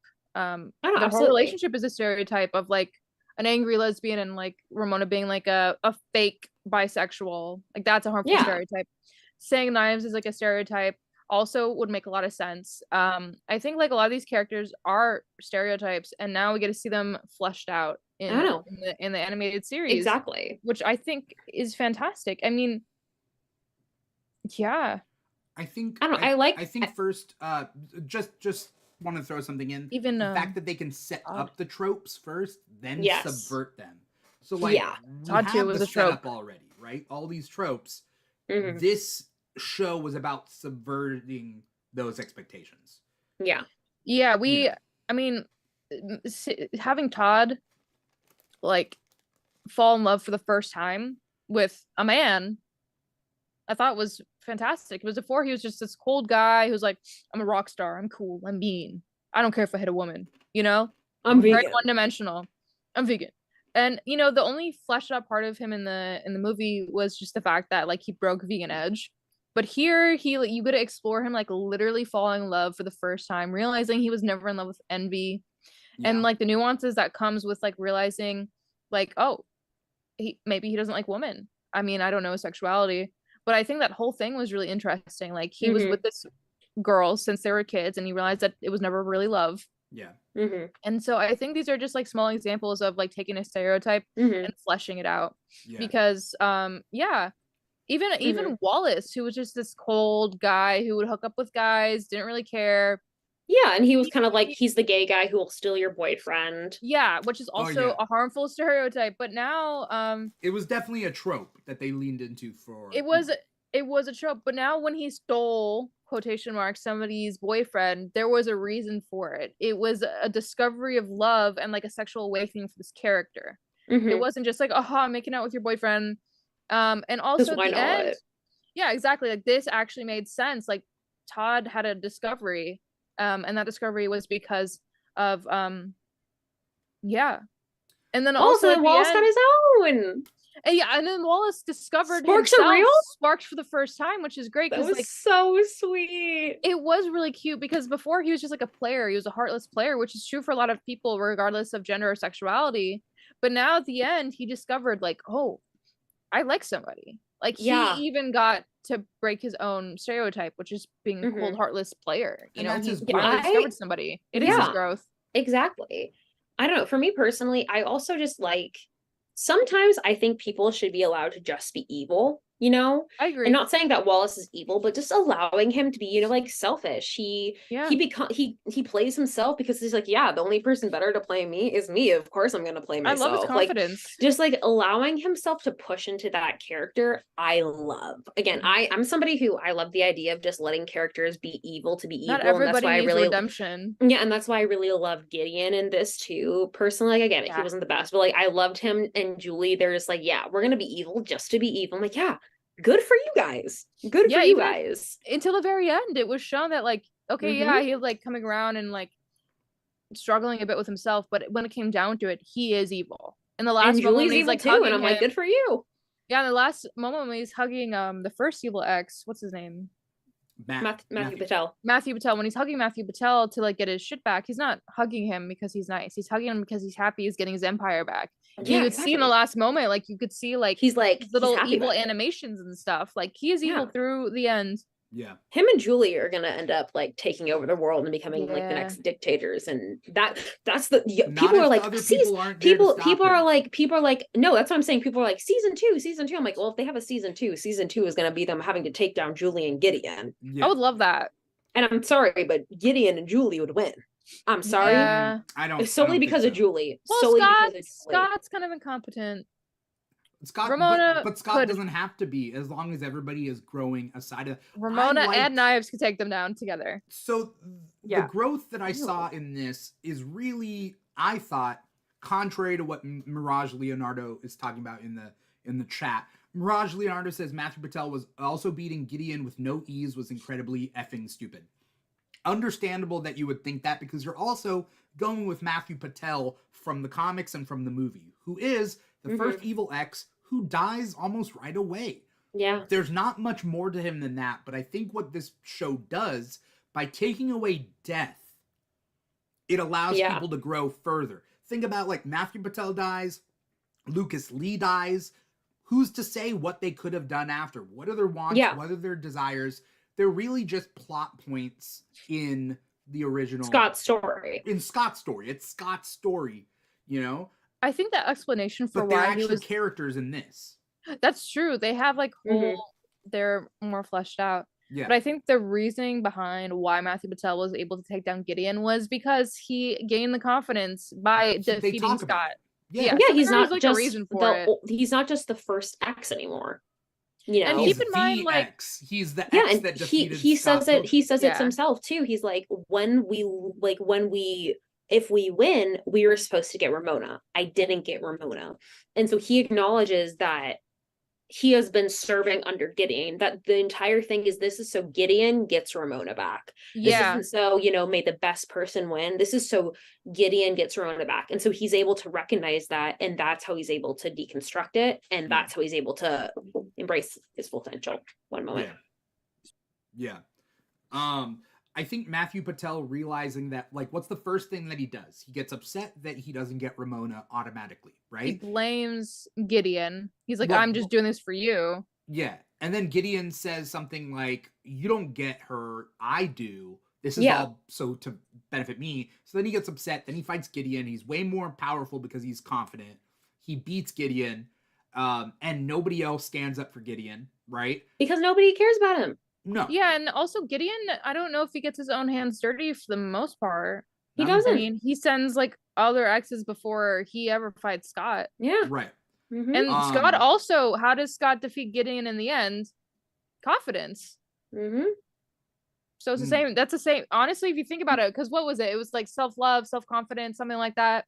Scott gained the power of something like self-love in order to defeat Gideon. Friendship. And it was something like that. And that's exactly what Matthew Patel did. So if you actually break it down from at least a live action standpoint, they defeated him in the exact same way through gaining self-confidence. And I would say that that plays a part in like playing video games in general. You know how like when you repeat a level, like you keep dying and you keep repeating something. I just finished Spider-Man 2, so like it's really fresh. And it's like I played on the hardest difficulty, and so I'm like, okay, I'm going to die, but I'm going to get a little bit better, but my stats don't change, right? Right. That's kind of I just get Scott better. Did by defeating more X's. Right. And it's not like a numerical thing in my own human brain that I'm leveling up, but like you become better. You become used to things. This person in the comments, they said that they thought it was stupid that Matthew Patel was able to defeat Gideon. My question is why? If the only reason is because it wasn't like that in the original, that's not a reason. Because if you look at it and like break it down, he defeated Gideon the same way Scott did, which was through confidence. So my question is why? Yeah. Well, why is it stupid that he defeated him? We don't. These X's don't fight each other, right? So these X's don't fight each other. They fight Scott, but they don't fight each other. Yeah, we're built up that Gideon is the big bad, but who's to say that none of these X's could have defeated Gideon? We don't know. Yeah, that's true. Again, they're numbered in like Ramona's timeline, not because they're the strongest. It's because Matthew Patel was her earliest X. Right. And then it goes from that. Gideon was her latest X, and that's why he's number 7. Right. It's not in the power scaling. It's in he's number 7 because he's the most recent X. And in the animated, Scott is the evilest of the X in the end, which is pretty cool. True. He is the evil X in the end. He's the evil ex-husband. And that's why you shouldn't get married, kids. That's right. Yeah, that's why you shouldn't get married, kids. Tell them. Because he'll end up taking you back in time, and he'll end up telling you that you need to stay here until I make sure that I don't marry you. I'm not against marriage. I'm not. Me neither. I'm not agreeing with Blue. I'm not either. Just funny. Don't jump the gun when it comes to marriage, and try not to get married to the wrong person. And if you meet a girl who has 7 evil exes and she repeatedly dyes her hair every week, you should probably run away because her hair is probably gonna end up falling out pretty darn soon, and you're gonna end up getting kidnapped and taken over into a different timeline. That happens so often. Mary Elizabeth Winstead, though. The fact that she married Ewan McGregor, is insane. There's like so much tea behind that too, Oh, wait, really? Because he was married to he had his previous wife while they got together. There's like something weird going on. Were they separated? His kids don't like her. No, his teenage kids are so mad at their marriage. Like his teenage kids are mad at him and don't like Mary. You should hit. Okay, we're gonna talk about this later because I didn't know. I don't know the details. I'm just saying that. I just know that they're married. Kids being upset. Again, I did not like. I didn't like her as Hera, so I don't know. We're not his kids. Oh, we're not his kids, but I know that like they're. No, I'm his daughter. You guys didn't know? Ewan McGregor's my dad. I'm Kylo Ren. Ewan McGregor is my dad, guys. I'm Kylo Ren. You didn't know that? So I saw the most growth from Matthew Patel. Does that mean you have a crush on your stepmom? Yeah. Okay. Like most Reddit posts, I have a crush on my stepmom. Oh my god. Continue This on what is- you were saying, Coca-Cola. Yes, thanks. So Matthew Patel, I thought, had the most growth, mostly because The he most? dies right away in the first. Oh, I Yeah, guess compared right? to the original, yeah, yeah. Like his story's done, right? He got a whole like show now instead of But I think one I scene. think the good thing is like when you can explore characters in a different way of like, okay, X-Men is doing this or has been doing this since the Krakoan age, where it's You like what X-Men? You like X-Men? That's crazy. I know Dude, you. no way. Coca-Cola. Yeah, That's kind of fucking it's lame wild. of you, dude. It's wild. What a loser. You Who like would've X-Men? thought, you know? Oh, what a fucking loser. X-Men does it where like if the mutants don't have to worry about survival, are the bad mutants, do they continue to be bad? This What is do a they have? question through any franchise and in Right. real Yeah. life. Right. So Matthew And that's what Patel proves like deals fleshing with out that, your characters. Yeah. right? Mm-hmm. Matthew Patel deals with, he defeats Scott Pilgrim. Well, what does he want to do? I personally think, and I think maybe I'm seeing it from layers from my own perspective, is that Matthew Patel wants to be the main character.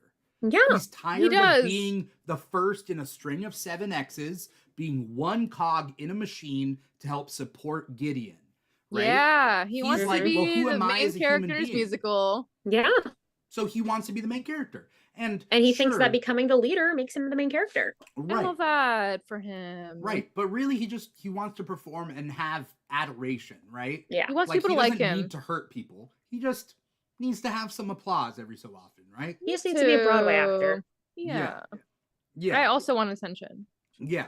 Mirage Everybody go follow me on Leonardo says not Instagram. every villain needs to be good. Just saying. You can say Yeah, it all Yeah, you I know. want. Again, We've had this again, whole that's conversation. We agree. why I Yeah, we say talked again, about this again, earlier. that's why I said Gideon. Gideon, he's great. I love that he's evil. I love that him and Julia at the end of it are just like, we're gonna be terrible together. Good Yeah. for you. Yeah, Good the twins for are just you. there.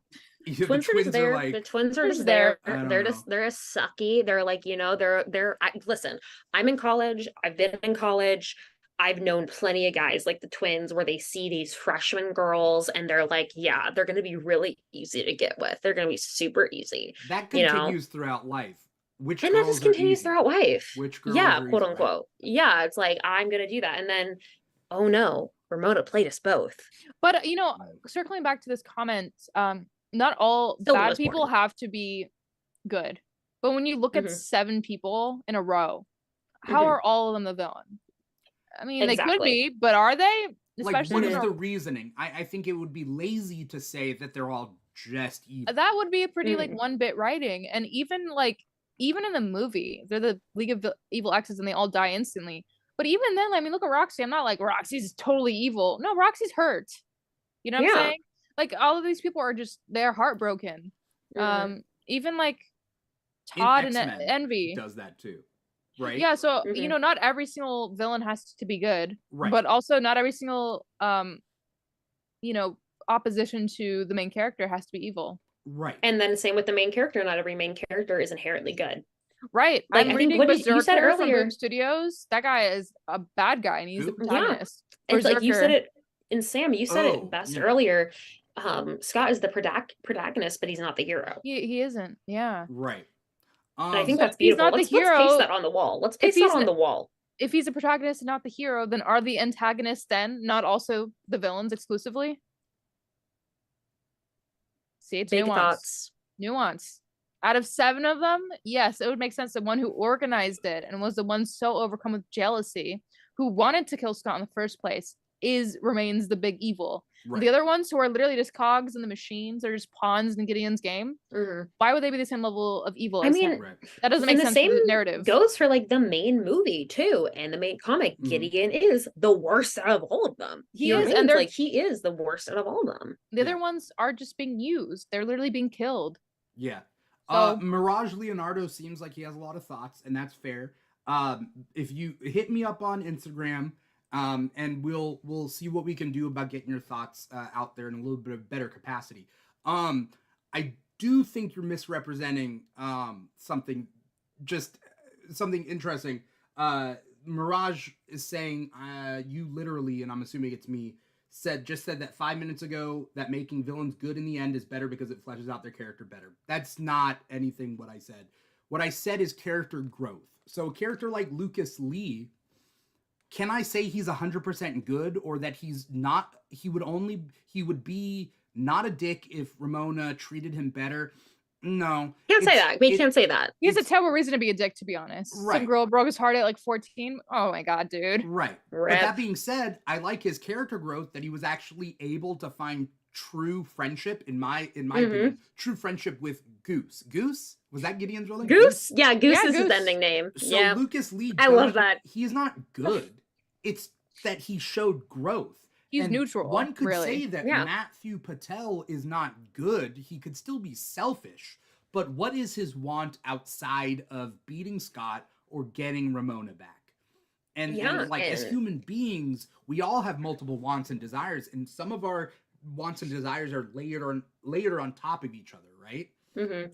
But Lucas Lee, Gideon is the most evil, and other people are doing bad things because they've been hurt, like hurt people, that sort of thing. Mm-hmm. But never did I say that making a villain good in the end is better for the character. Absolutely. Again, that's the whole thing.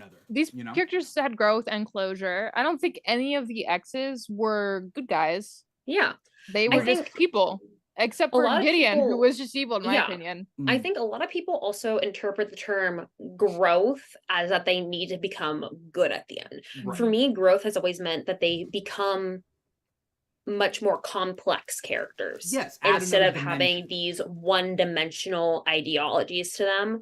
Because again, I love characters where sometimes they're evil, like they're evil. You can grow into an evil character. Also. Can I say Five Nights at Freddy's? You can't say that here. That's not allowed. Yeah, I'm just gonna say that. Like sometimes, William Afton, evil just to be evil. Okay, that's totally fine. Some characters are just evil to be evil. Some characters grow into their. This is not the top for that. Because we could run with this because I have so many thoughts about that. FaceTime me. We gotta talk about that. People stop simping for President Snow. Okay, that's all I have to say. Yeah, don't simp for Voldemort. Now you're telling me I can't simp for Voldemort? No, you can't simp for Voldemort. No, simp. Okay. This is a I can't no even boop his nose, so I don't want it. Yeah, but that's my thing is that like sometimes it's like it's kidding. Okay, like you can have like this growth and this well-roundedness, and you know what? You can still end up being evil. And you can still not end up being like a fully great person. It's about like being a fully fleshed out character, truly, at the end of the day. It's like when I see the Penguin from Batman, like my favorite stories with the Penguin is ones that Danny DeVito. I understood where Danny DeVito was coming from to an extent, and then he's just bad. But he's a great character. He's not. Danny DeVito is a great character. You're right. Danny DeVito is a great character. But the Penguin in Batman Returns is a good example of like they expanded the character a little bit more, but he's still bad. But like in the comics, the Penguin, like the stories that show that he has humanity, is just not a one note. I like birds sort of character that he was. Yeah, I like birds. He can show her the flipper trick, guys. Right, but like those are my favorite kind of expansion of the characters. And X-Men with Krakoa, with the different like Mystique is not a good person, but seeing her try to be a mother to Nightcrawler, and Rogue, growth of her character. Right? Sidetrack. I hate when Marvel forgets that those two are technically siblings. Like I need more of them. Wait, who? Rogue and Nightcrawler. And X-Men Evolution. At least, yeah, X-Men is all I know. A great job, but that's all I know about X-Men. So to be honest, times though, that's the weird. Yeah, but they're still siblings because Mystique and Destiny is Rogue's mothers, adopted mothers, and then Mystique is the biological mother of. But she's the biological mother of Nightcrawler, and he still like calls her mom and things like that. So I'm like, let's lean in. Anyway, off topic. I don't know if you guys know about Amanda Sefton from X-Men, Amanda Yes. Sefton is the adopted. I love the Amanda show. The adopted sibling of Nightcrawler that Nightcrawler dates I need later. you to get out of here. That's This way is more so Twilight. It's giving Twilight. It's giving the Fox. Listen, They were it's serving the That's- tail trick. That's Silver Sable in the recent Uncanny Yeah. Spider-Man, I think number 3. They talk about. We don't talk about. I That's actually, beside the fact. I But beside the point. I ban talking about Spider-Man comics on this show. That's not a Spider-Man comic. That's an X-Men comic. It's Uncanny. Doesn't matter. Spider-Man. Anything Spider-Man related is now banned on the show. No, because now Why? you're coming at my boy Nightcrawler, and so Okay, wait.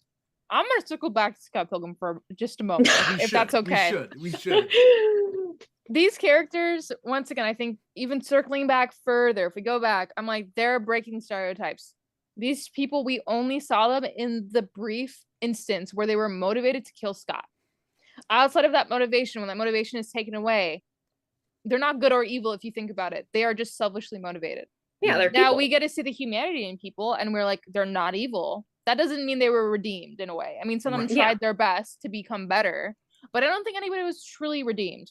Matthew Yeah. Patel literally, like, he got what He wanted was and like, he this killed is out. too stressful for me.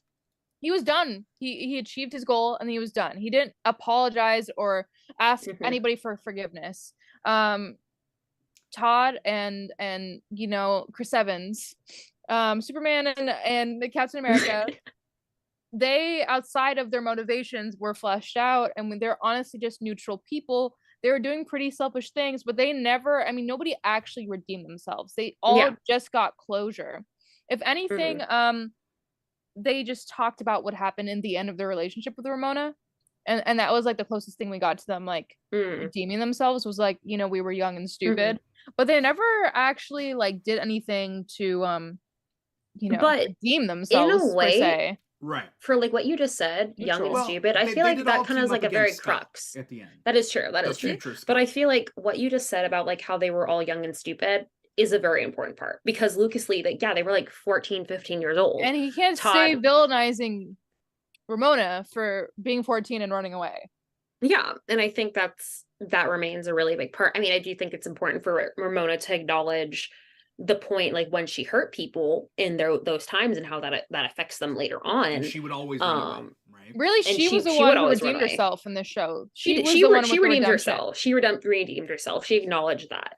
Yeah. And again, I think the show's a great idea. Like, you guys said earlier, hurt people. But at the end of the day, it's about acknowledging what you do wrong and how you're going to move forward with it. Like, Mhm. you know that you did something wrong in the past, apologizing for it, not letting it drag down your life, and going on.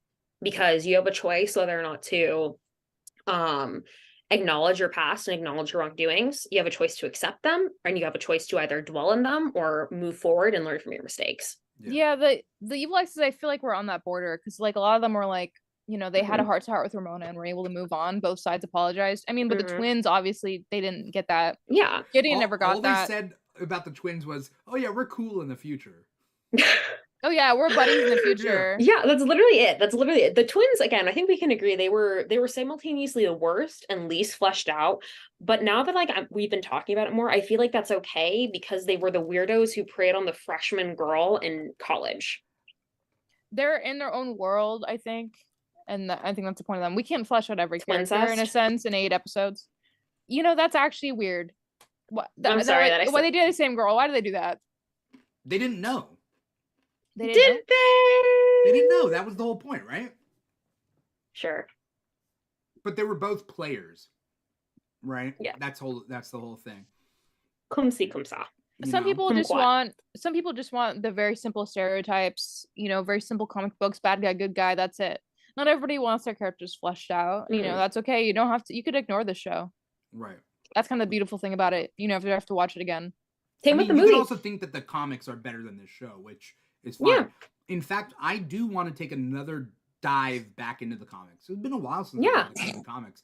I read Same. all the comics, back in the day, but When you were like 35. I need to reread them. when I was 35, Yeah, when you were like 35, way back in the day. and back in Now you're 2004. 55. Yeah. Now you're 55. Yeah, you're like really 55 great. now, right? Well, Coca-Cola. Sammy and I, we were super old back then, so we're even Of older now. course. Yeah. Yeah. But Wink. For me, it was nice to see this come back. I'm just like, Absolutely. it was I a don't pleasant think surprise. it shouldn't be a competition. I think they're both great in different ways. Like this serves a Yeah. different purpose than the new one. This Yeah. is Mhm. people being, you know, Young, dumb, they're and in just- their 20s. they serve different purposes. That's it. They're Mhm. connected. I think we cannot have the show without this, and you can also have this and also not have the show because you could just ignore the show if Mhm. you wanted. Which is kind of the beautiful thing. If you don't like it, you can Mhm. just ignore it, Mhm. which I do all the time. And it definitely will not take away from either experience, I feel like, if you watch the show, the movie, or read the comic. I think that's the beauty of it. yeah. I do think that for the animated show, you need to at least read the Yeah, comic you at least or need watch to, the movie. I will say with the animated show, yeah. You But need it something definitely before it. is one of those things where it's like you don't need to like have this full understanding. And I don't know. I didn't really want a Scott Pilgrim like anime adaptation too. So Yeah, that's why I was pleasantly surprised. Yeah. Like I had to be forced to watch this. I want you guys to know. I had to be forced to watch this because I thought it was gonna be I was curious about thought it it. was gonna be like a straight adaptation. Yeah, I I was thought like, it was gonna be a okay. straight adaptation. Yeah, I was so gonna my watch it, friend- but I wasn't in a rush. I was just, Yeah, so my friend Nemo, shout out him who is Nemo on TikTok and Instagram. Shout out Nemo. I hope you find your dad. Sam, leave. I need you to leave right now. Sorry. But he told me, he's like, you should honestly really watch this. I think you'd really like it. And I was like, okay, you know what? Because I love you and because you're my homeboy, I'll watch it. And then what happened? I was extremely surprised by how much I liked it. Yeah. Yeah. I do have to point out that Brian Lee O'Malley is 44 now, which he would have been 24 when he wrote it. And he's their ages. something that I thought very interesting is not only was Scott young, dumb, and in his 20s back then, almost in a way, God was in his 20s. You get what I'm trying to say? That is Brian very Lee true. O'Malley is their god, Right. And he's in his 20s. Right. You get what I'm trying to say? true. And that He is their God. his growth, It's reflected in this. It is. how much of a say did he have in this new adaptation? I think he was the producer. Yeah, he was the producer. Okay. Let's look at it. He had a pretty big say in it. Yeah, it was developed by him, which meant he would have been Yeah. showrunner. And I think, like you guys said earlier, it's been it's written by developed. him. Yeah, Yeah, it's been that's what I developed thought. for he's grown, and so these characters have grown So God has become, more godly. well, I mean, just older, more mature, right? It's almost like God's Mhm. maturing, right? I like the way you and say trying that's to tell funny. a different story through it. Yeah, it's Wow. like in a way this is Brian Lee O'Malley's redemption for his world that he's created. And I mean, look, I've never been too harsh. Like everybody has had their own opinion on Scott Pilgrim originally. I've never been too Mhm. harsh, other than this character has made dumb mistakes. I love this series, but the Right. point is that these characters are shitty. Ramona is Yeah. a dick in this. She Right. literally cheats on Scott with a woman, but says it doesn't count. Scott is dating a high schooler and like being dumb and selfish. Like they all suck in this. Yeah. That's the point. I think Yeah. the problem is when you romanticize these characters, like, oh, he relates to Scott. Yes. Oh, Ramona's Um, perfect. Well, no, these characters are Yeah, deeply flawed, no. and that's the point of the story. That's what drives the story. Yeah, no, if any person I meet is ever like, yeah, no, I relate to Scott Pilgrim, I'm gonna run for the hills. Yeah, I can't believe I went around telling people that when I was like 18. Did not understand. Don't worry, I told people like, yeah, Ramona Flowers, I literally shouldn't have been allowed to exist. Are you saying that you don't- related to Ramona Flowers? I was like, I'm just like not like And other I'm Scott girls. Pilgrim? Does that mean in We a gonna date right universe now? we dated? Are we gonna date right now? We're gonna date right Dimitri, now? are you Wallace? Are you the cool gay roommate? Are you the sugar daddy? Well, can I live at your house for free? A couple different Oh. things in that, but yeah, okay. Sugar economics, guys. Sugar daddy economics. Who's your Sugar sugar down daddy? economics. I'm the Again, sugar my favorite host theory of that I this saw show. from Tumblr, I said it earlier, is that Wallace is a sugar baby, and that's how he's able to afford his lifestyle, and that's how he's able to be Scott's sugar daddy. You know what? I decided I'm actually the child of Scott and Ramona. I'm a fusion. Oh. Damn right, bro. I'm also Kylo Ren. It's also like when people used to watch 500 Days of Summer. Yeah, that's a perfect Because And it Pixie has Trigger to do warning, with trigger warning, the trigger warning. romanticization of this manic pixie dream girl, but then Yeah. also like in the context of 500 Days of Summer, the character is over romanticizing a human being to be the dream girl in his own head, right? Yeah. And then in the end, he meets Autumn. And like, what, the cycle and then continues? it starts all over it. We would, you know. And so, like, we could say we want a Ramona Flowers. Do you really? You don't. I dated Ramona Flowers. I mean, I think it's just because like Mary Elizabeth Winstead's hot. Like, yeah, she's so beautiful. Again, it's the she's cool. She listens to different music. She eats garlic bread. She doesn't care too much. She eats garlic bread and has sleepy time tea. Yeah. Also the fact that like, I have hormone balanced tea if you guys ever wanna. She's obviously wanted. Yeah. What were you saying, Blue? I said if I have hormone balanced tea instead, if y'all wanna. Yeah, if you guys wanna, you know. I'm sorry. I should not be allowed on this podcast. I don't know what you're talking about. This is my wank. This is my wank because I'm Ramona Flowers. I don't have sleepy time tea, but I have. You only have one arm right now because of your background being blown out. So dang right. That's how you know I'm not. That's how you know I'm not like other girls. It's because I only have one arm. Yeah. Lots of women don't only have one arm. I'm just so different. Yeah. No, I think a lot of women only have one arm. There are a lot of amputees out there. Yeah, but I'm not like other girls because you can't even look at this. Look at this. You don't know me. You don't know me. I don't know you. I thought your name was Red. You should get a Winter Soldier arm. That'd be cool. Anyway, as we wrap things up for this episode, this talk, you know, do you guys have any final thoughts that you have about Scott Pilgrim Takes Off? Yes. If, you know, and whether it's something you want to talk to us or you want to talk to your camera about, that is up to you. Mm-hmm. I just want to say, this was a pleasant surprise. It was fun. It fleshed out these characters. God grew up, as Dimithri put it. Coca-Cola said it best. Coca-Cola said it best, y'all. And I'm more of a Dr. Pepper guy. Oh, Dr. Pepper? Dr. Pepper is like medicine. Well, actually, DP, which is my initials, Dr. Pepper is also DP. So you sure? I know I'm gonna keep it. I need to stop. We'll talk. Anyway, we'll talk. You know, I really was pleasantly surprised by the show. I understand it's not for everybody, and I just encourage people to like separate their expectations from the original. Just because it's not the original doesn't mean it's not good. And if you don't like it still, that's totally okay. And I'm glad that you love the original so much. Yeah.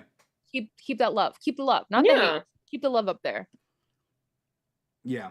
I definitely think there's a lot to like about this show. And it's not going to be exactly what you want or what you expect. But I think that's a lot of fandom in and of itself, right? Yeah. When we're watching a new Marvel movie, a DC movie, a Batman movie, a Star Wars movie, Star Trek, whatever, there's a point in which you have to leave your expectations at the door and try to figure out, like, instead of like, what would I do better? You gotta think, did they accomplish what they had set out to do? So like, me personally, the Batman, I love the Batman, but it was not the Batman movie I wanted. Yeah. When it was first announced and that whole thing, I was like, this is not what we need right now. We need a more superhero like Batman. But then the movie came out and it was great because it accomplished what it needed to do, what it set itself out to do, even if it wasn't my expectation of what I wanted Batman to be. That's a really good way to put it. And I think people, at any time in any fandom where you deviate from the original, there's always going to be a problem with fans. Yeah. And that's okay. You could hold on to the original. But I personally have room for new content. And I'm not saying all new content's always good. I was pleasantly surprised with this show, and I ended up really liking it. I had no idea what to expect when I first started watching it. Mm-hmm. I loved it. I can honestly, again, as somebody who is extremely reluctant to go even start watching it, happily supplies.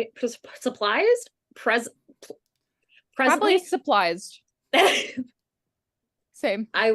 I enjoyed it a lot more than I expected to. And I think that should say a lot as somebody who never even originally was that big of a Scott Pilgrim fan. And it has made me want to, go back and read the comic because I haven't picked it up probably since I was like in high school. So this makes me want to like go back and read it for sure. And actually like look at the movie. Cause I think like you said earlier, Dimithri, God grew up. we grew up, and now we can, I think, even go back and watch the movie and read the comic through a different perspective. Yeah. For sure. Oni Press, who published the Scott Pilgrim comics. If you're Mhm. watching this, I love your comics. Great show. Send me a statue. I want one for my shop. Shameless plug. Shameless plug. I'm 100% kidding. I'm really just kidding. But if anybody wants to drop a link, I want to buy one. If anybody wants to just send me money, that's fine. I'm not Cole for it. Sprouse in that interview. What do you want your fans to know that they could do for you? Money! Give me money! You know that interview of Cole Sprouse? You know, listen, he was kind of real for that though, because I'm poor No, and it's I need cringy. money. He was It cringy. was money. Cole Sprouse in general. Dylan Sprouse, he deserves the world. He married I met him Barbara. once at a D&D event, and he told me all about his mead. He was so happy. So passionate. He is an incredible person, and his wife is stunning. Barbara. Yeah, they're pretty. They're both pretty. Anyway, They're I was just a saying gorgeous about the couple. Press I have thing. one final question about Scott Yes. Pilgrim. Did Michael Cera Pass. playing Scott Pilgrim make him more endearing or less endearing As than the opposed comic to book version? Let's just say. More endearing. I'll be honest. As somebody who has a soft spot for Michael Cera, it made him more endearing. I do think that if he was I played think by you're like right. Jesse Eisenberg, I was about to it would have say. been completely I was about to different. say that Jesse Eisenberg is like Michael Cera, except not endearing at all. Michael Cera He's- has an inness to him. Like, he doesn't want to hurt people. Yeah. Jesse Eisenberg is a dick, or at least He is his Lex characters. Luthor. Of course he is. I was gonna say he's Zuckerberg, but yeah. You're right. Yeah, Yeah. that's worse. That's worse. It The only is. person worse than Lex Luthor is Mark Zuckerberg. Did you know that Finn Wolfhard voiced young Scott Pilgrim in like that one scene in the flashback? No. I think he Oh. Loki had a deeper voice than Michael Cera, so it's actually funny. I love how everybody in the future had a different voice actor. I mean, everybody in the future had the same voice actor, but Scott Pilgrim, he had had a Will different Forte. Yeah. yeah, it was so funny. It was Also, so Weird What a Al. funny- Weird Al did a quick voice on it. Simon So- Frost and or Nick Frost and Simon Pegg voiced the two security guards. I knew one of them sounded. I thought it was his I- name was magicians, like Penn Teller, and Teller. Penn and Teller. One of them, they But sound one like of it them to doesn't me. talk. Well, whatever, which one was talking sounded like Penn and Whatever Teller. you talk. But knowing it's Simon Oh my Pegg makes God. perfect sense Yeah. because he's in a bunch of Edgar Wright movies and Exactly. he's British, so it all makes sense. Also, Lucas Lee's agent, I knew from the moment I heard her. Oh, I she's was from like, The Good Place that's and Sam. Yeah. Chloe Howell Yeah. Baptiste. Yep. I didn't even have to look it up. I knew it was her. I knew it was her. Another I was fun like, fact. Yeah. Edgar Wright wanted all of the actors in the original cast to be North American.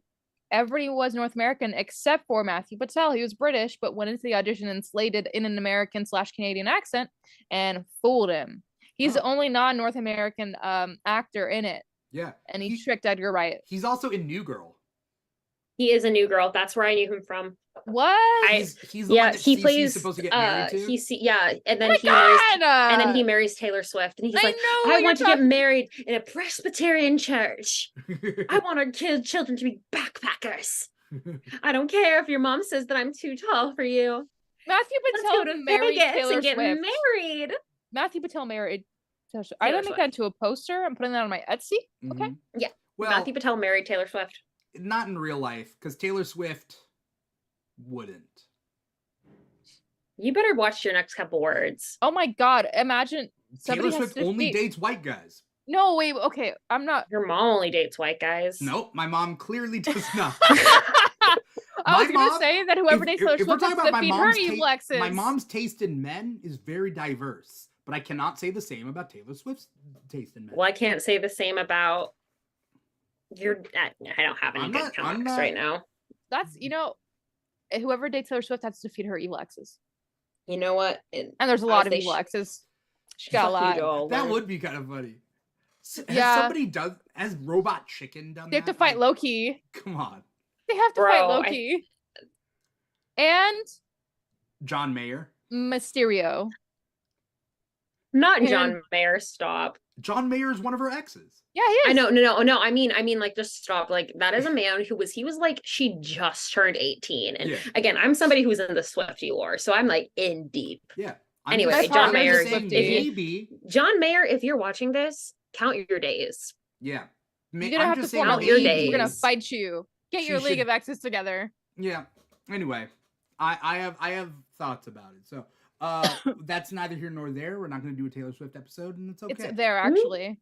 Actually, no, we are doing a Taylor Swift episode. There? This is actually the next episode is Taylor Swift, guys. We're actually Okay. leading into a Taylor Swift episode. Then really, we'll see what happens. Thank you guys so much for coming on the show, taking time out of your Monday night to be here. Thank you to anybody out there who is watching. Thank you to Mirage Leonardo.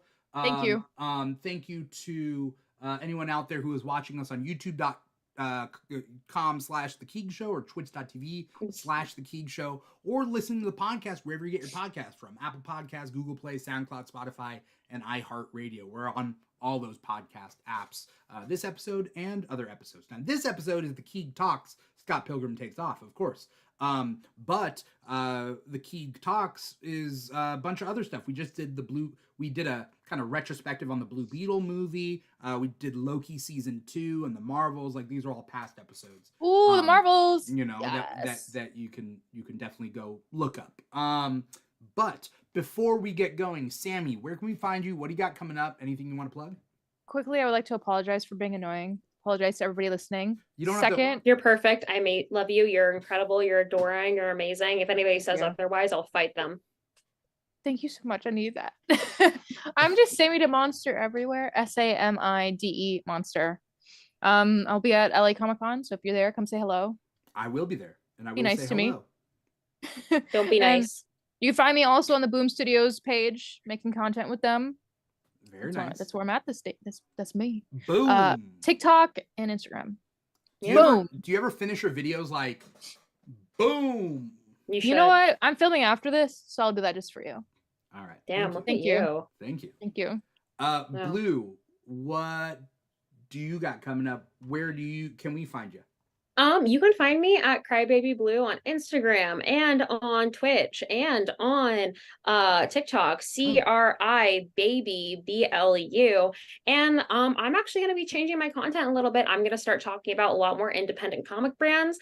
Woo! I've had the opportunity to meet some incredible artists in the past couple months who have been self-publishing their own comics, and I've been actually working on talking with them to promote their comics so that it's going to be coming to you very soon, especially now that school's over for me and I'm getting back into the groove of things. And Woo! this honestly was a great chance to meet up with people and talk to people about amazing fun stuff, especially with two of my favorite creators who are adorable. Heart. I'll accept it. Thank you. Thank you to everybody out there watching. Again, if you want to give back to the show, patreon.com/The Keeg Show. Find a subscription tier that works for you. You don't have to, but we're out there.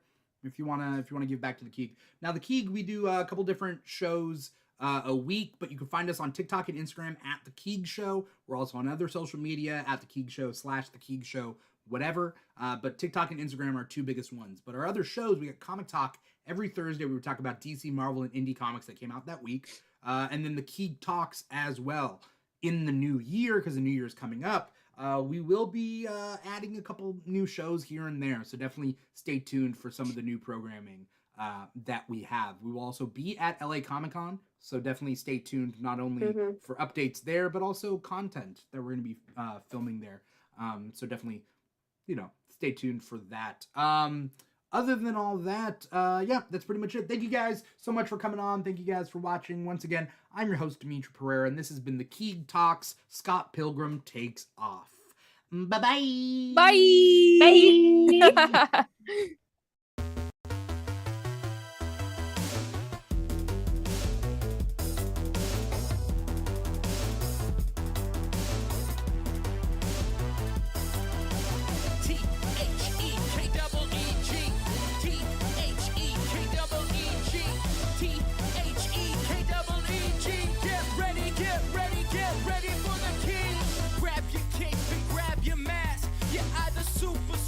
Super fast, gotta beat the boss and get the loot, cause it's the king.